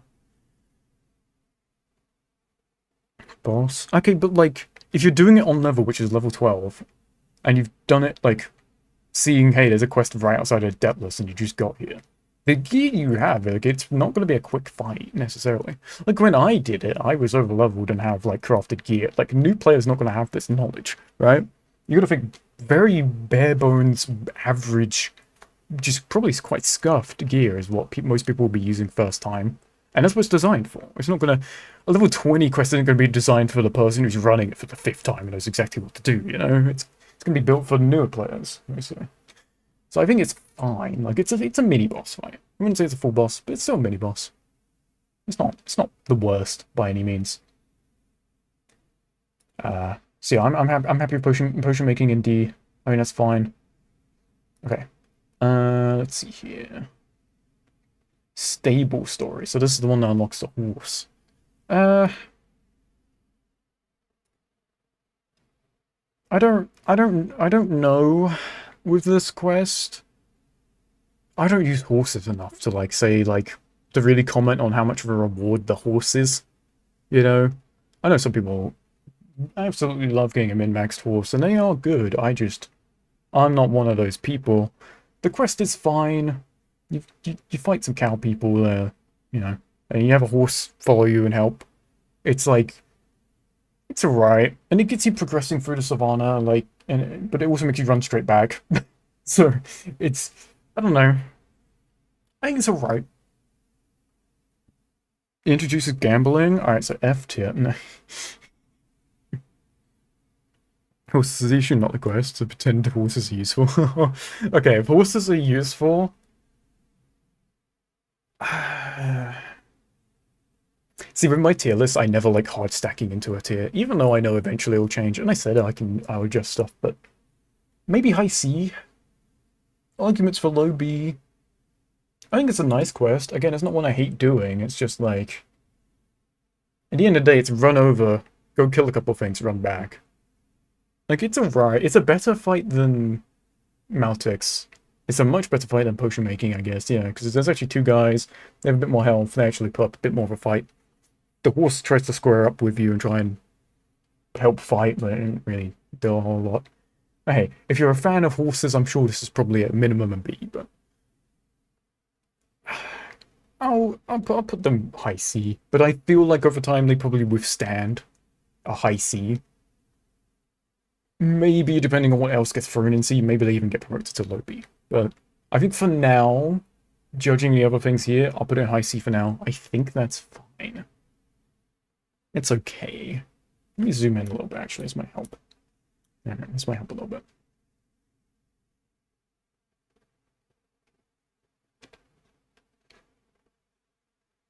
Triple question mark is S tier. But the thing is, I haven't actually gone through triple question mark still. Like, I have, but it's always been, like, people who know, like, crazy speedrun tech. I've never done the quest properly, or understood most of the mechanics. So, I will definitely, for completionist, I'll try and do that. I don't want to, I'll see if I can just go gather people together and not just get, like, speedrun for it. Try and see. I originally was saying, like, to do it blind, but the more I've kind of heard about it, is doing it blind is probably a mistake, but at least if I can kind of run through it as intended, the best of my abilities, while not making it completely painful, then, you know, I'll try and get as close as I can to a almost blind experience. Because I still don't know what the actual quest is like, I just know the places I've been that it skipped me to, for when I wanted the armor set, for leveling.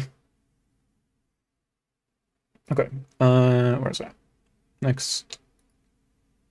Next quest on the line would be Lava Springs. We'll just do Lava Springs real quick. We're doing doing pretty good doing it blind with a few hints. I think like a few hints is fine, yeah. I just think doing it blind would probably be, like, I'm not smart enough for that. Maybe some hints, maybe, yeah. I think, like, once I get around to it, I'll probably try and gather the right people to kind of help with it.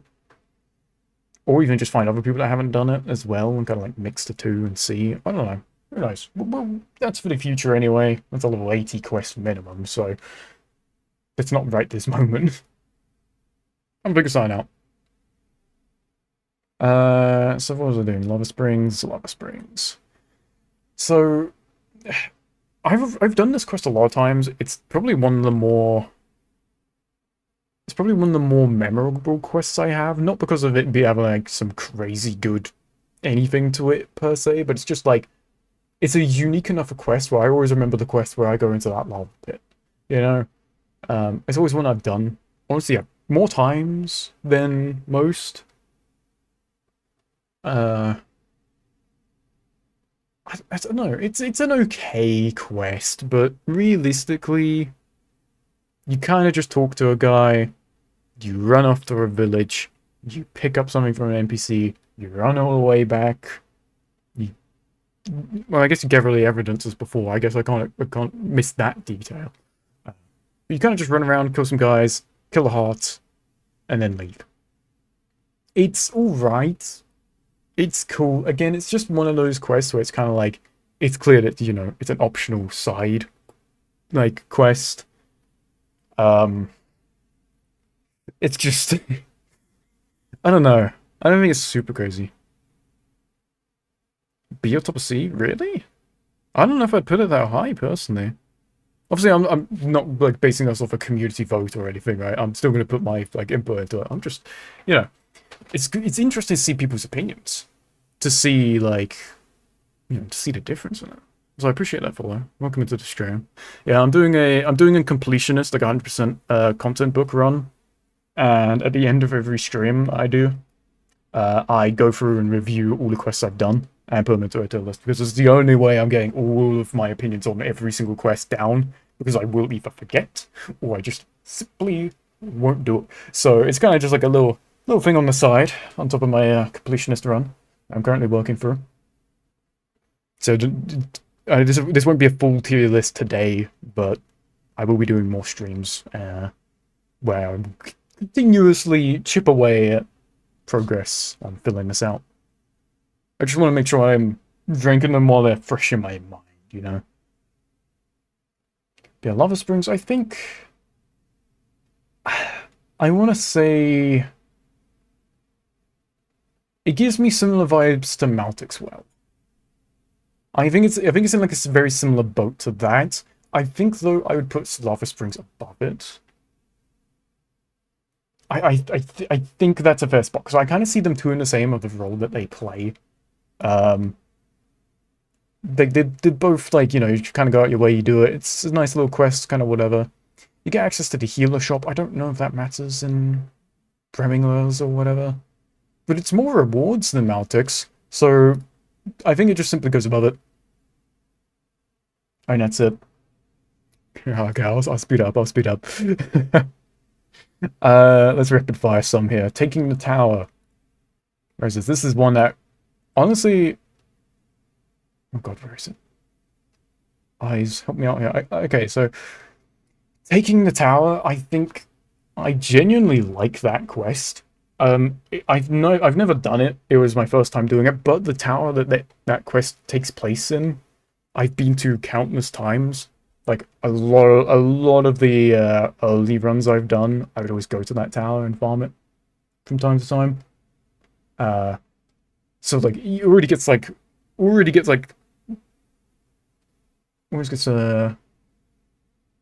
bonus points for that. Where the hell is this thing?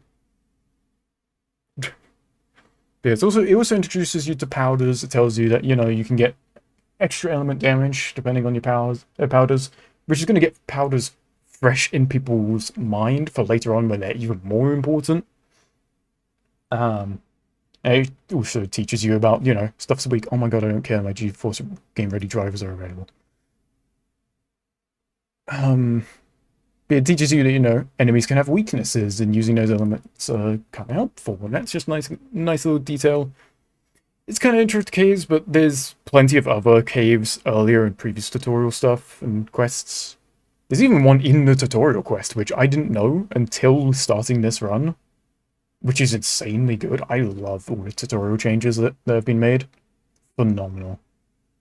I don't know when they're added, but it just goes to show that I've just never done it since it got changed. Where the hell is this quest? I'm trying to think of more things to say while I'm trying to also find the... Where the...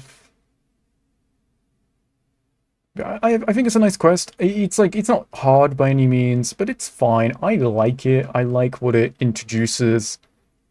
And I never realized there were so many quests that all kind of just like unlocked off of each other in Debtless that kept continuing. I didn't realize it went on that long. Which goes to show I've just never cared to really look. I don't... Am I dumb? It's not Lost Tower, that's something else, right? Where is... I wish these weren't images in their actual text so I could just control F it. Anyways, once I find it... I think it would definitely have to go in B tier. I think probably high B tier. I don't think it quite reaches A. Is it there? I don't know. Pretty sure. I mean, this is from version 2.0.1. Was it not added by this point or something? Because I think I checked. I think the quest, count... I think this list has one more quest than what's actually listed in-game. I was a bit confused by that. If it's not here, I'll just add it later. And I won't waste time. I just don't see it. It's just not in order. Some of the stuff just isn't in order, and it annoys me. Okay, I'll come back to it. If I see it at some point, I'll throw it in there. Anyway, I would put it high B, probably top of B currently. That's where it would sit if it existed. I'll add it later, it's fine. I was just going off of a tier list that existed on the tier maker. This was like pretty much the first one I clicked on. Oh well. Okay, let's move on. Let's swiftly move on. Elemental exercise. I wonder if this one's even here as well. Elemental exercise isn't going to be here, is it?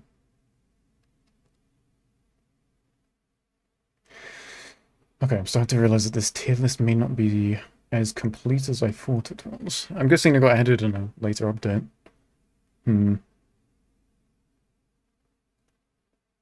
Okay, I'll just add them myself then. That's fine. I'm keeping all the VODs for these like handy, so I'll be able to go back to them in case it like wipes my stuff anyway. So I'll be able to remember this. Anyways, so elemental exercise. The little quest where it teaches you elements a little bit more. Top left, was it?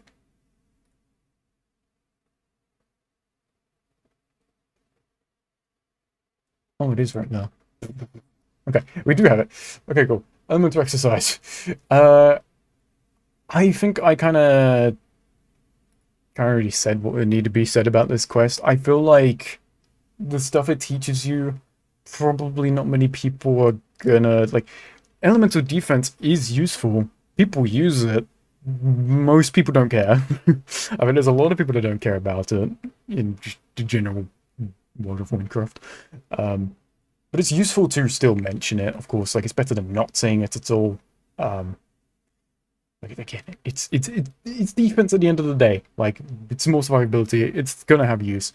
I feel like the attacking stuff, like, just gives you a rainbow weapon and gives you different enemies to swing at, so you can notice the difference. I don't know. I remember there was a quest, and I don't know if it's a different quest or if it's got reworked into this one, where there was like a campsite and there was like a cage, and you would constantly keep trading in like research for different what were they called? The different like weapons for each element. And then you go hit a new enemy with it. I mean, like that kind of. Maybe it's just because my brain processes things a bit more separate, a little bit better, as opposed to just throwing me in a room and laying loose. I kind of prefer that layout of it. I was over-leveled. Yeah, I'm accounting that I'm over-leveled for this one as well. Like, the fight, like the little sparring fight, like, yeah. The little fight outside Deathless, like, it's still, like, decent. It's a nice little protect thing. I think it's fine. I think the quest itself is fine. You get a couple armor runs, you get a little bit of XP. Nothing crazy for rewards. You get a bracelet, but I think... I mean, a bracelet's just a pretty simple one. I would probably say... I don't know. Like, I feel like I'm struggling because I'm trying to keep in mind that it's teaching stuff, but I honestly kind of... I don't know. I almost feel like putting it in high D. I don't know, there might be a bit of like a because I'm struggling. Like, I wouldn't put it above Maltic's Well, which is we're probably saying a lot about how I perceive this quest, but maybe I put it above underwater. Sorry, it's kind of like I'm fighting between these spots, and it could just stay in B. I think it's similar, where it's just like, it's necessary teaching, but it's not crazy amounts of information, and it's a pretty simple quest outside of that. I think it's similar, but I would say that this probably is a better quest. If I was forced at gunpoint to do one of these quests, I'd probably do this one more. That's my decision making. Whether this moves down to D or not, I don't know. It probably will over time. We'll see, as it's probably C tier probably expands a bit. Okay, now moving very quickly on. Did I miss something here? Or... No, I don't think I did. Tunnel Trouble. No, I already did that one. Arachnid's Ascent. We can do this one. Arachnid's Ascent. I kind of. So, I was kind of torn between this quest, because originally I was a little bit confused because it starts in a different area than it used to when you had to do this quest to unlock the dungeon. But it's still kind of, once you then travel to where the dungeons are located, it kind of flows pretty much the same for the most part, except you have extra NPCs there. There's a bit more of a thing going on with people being trapped in the webs. I think it's fine. I think it's fine. You got the bit where you go inside the volcano, which is kind of like, it's nice. It's not like a crazy big fight, but it's just a nice little traversal area. I'm thinking, in comparison to Stable Story, like, because what are the rewards? Because I know it'll give you a key. It also gives you an extra eye. Yeah, the rewards are kind of like, eh. They're whatever. I would say... I'm just because I like the aesthetics of, like, inside the volcano and stuff. I almost want to put it low B. Volcano is bad inside bad models. I mean, I just like being in the volcano in general. I just like being in a volcano. I'm currently, like, comparing it to Stable Story in terms of, like, similar rating. I'm trying to work out if I put it, like, how far I distance them. But I think I like this one more just because I kind of prefer it more, and also, yeah, horses aren't very useful. But if horses were useful, it's probably a much more difficult decision to make. I'm going to put it low B with the intent that if anything needs to, like, shuffle down at B at any point, if I feel like something needs to move, if it doesn't look right to me, it moves. I think that's where I'm going to put it. I know it's like, it's not, obviously, we're starting to move out of some quests that aren't teaching stuff, but just in general, I like this quest. It's an optional one. Will I see myself doing it? Maybe here and there, but I don't hate my time doing that quest. And you can easily just speed it. Like, if you have good movement, like spells and stuff, like, you can just speed for it. Like, it doesn't take very long. I think it's alright. I like the, I think especially why it's gone up a bit is the additions from the old version. Because it pretty much plays the same. But with the additions, I think it's up there. And I got kicked AFK. I couldn't see the last quest. It was supply and something. Supply and delivery. Okay, so yeah, this is another quest I didn't know existed. This is the last one for today as well. Where is it? Supply and delivery. So, this is... Okay, so I think immediately I'm going to point out bonus points that it has a unique interaction if you can't go to the trade market because you're on Iron Man. I love that detail. I know it's like such a small detail, and some people may not see that as such like a... such a good thing, or such like a... Like, I'm someone who will be excited by the smallest of things that's just... They didn't necessarily have to be there.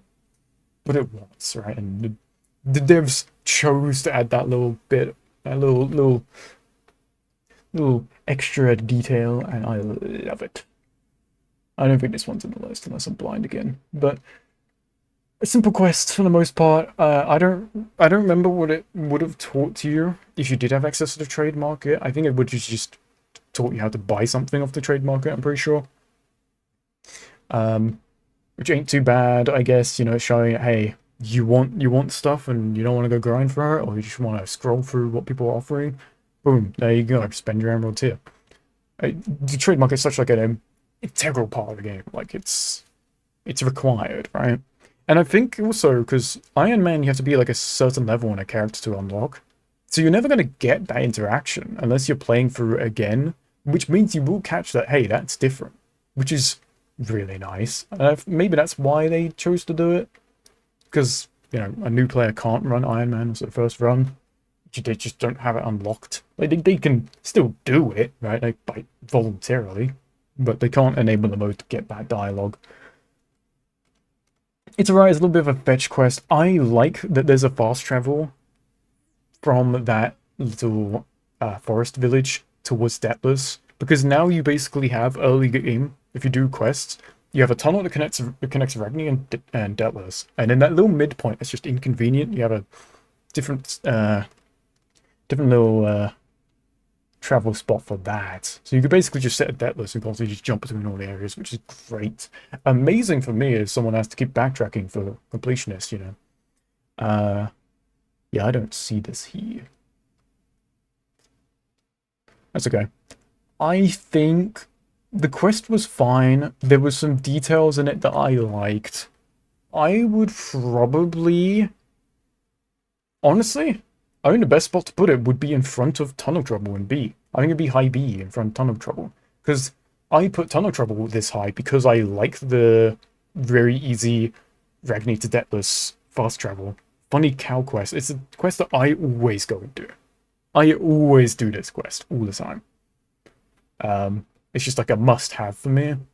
But I feel like now that I know this quest exists, on top of it, to get that second fast travel, that will also become a must-have quest for me in like future completions if I was ever to do just any kind of run.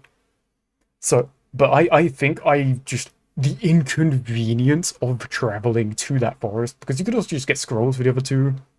Maybe you can get a scroll for that forest village, but it's not as convenient, I think. So I put it basically almost hand in hand with Ton of Trouble. I put it slightly above though.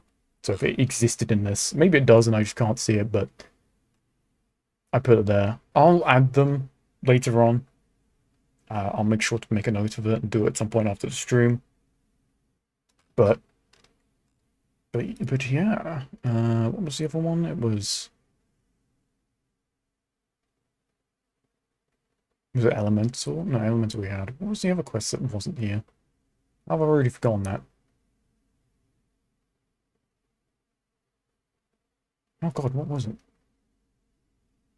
wasn't potion making. I was taking the tower, that was it. Right. So yeah, okay. Well, I will... Now I've got that out the way. Let me...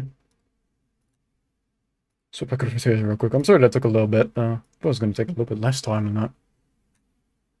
But... cool. Alright, we've got that out the way. I'm going to call stream here. I'll be live again on Saturday. Yes, I'll be live again on Saturday.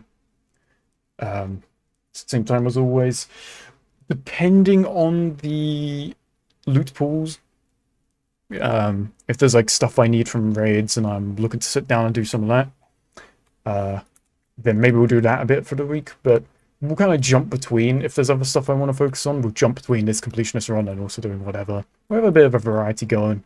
I am enjoying this run, but I think it'd be nice to just get some other stuff in there as well. And give me a reason to commit to some of the grind I would be missing out on otherwise. I appreciate the follow. Oh my god. Thank you, Rhino, for the follow.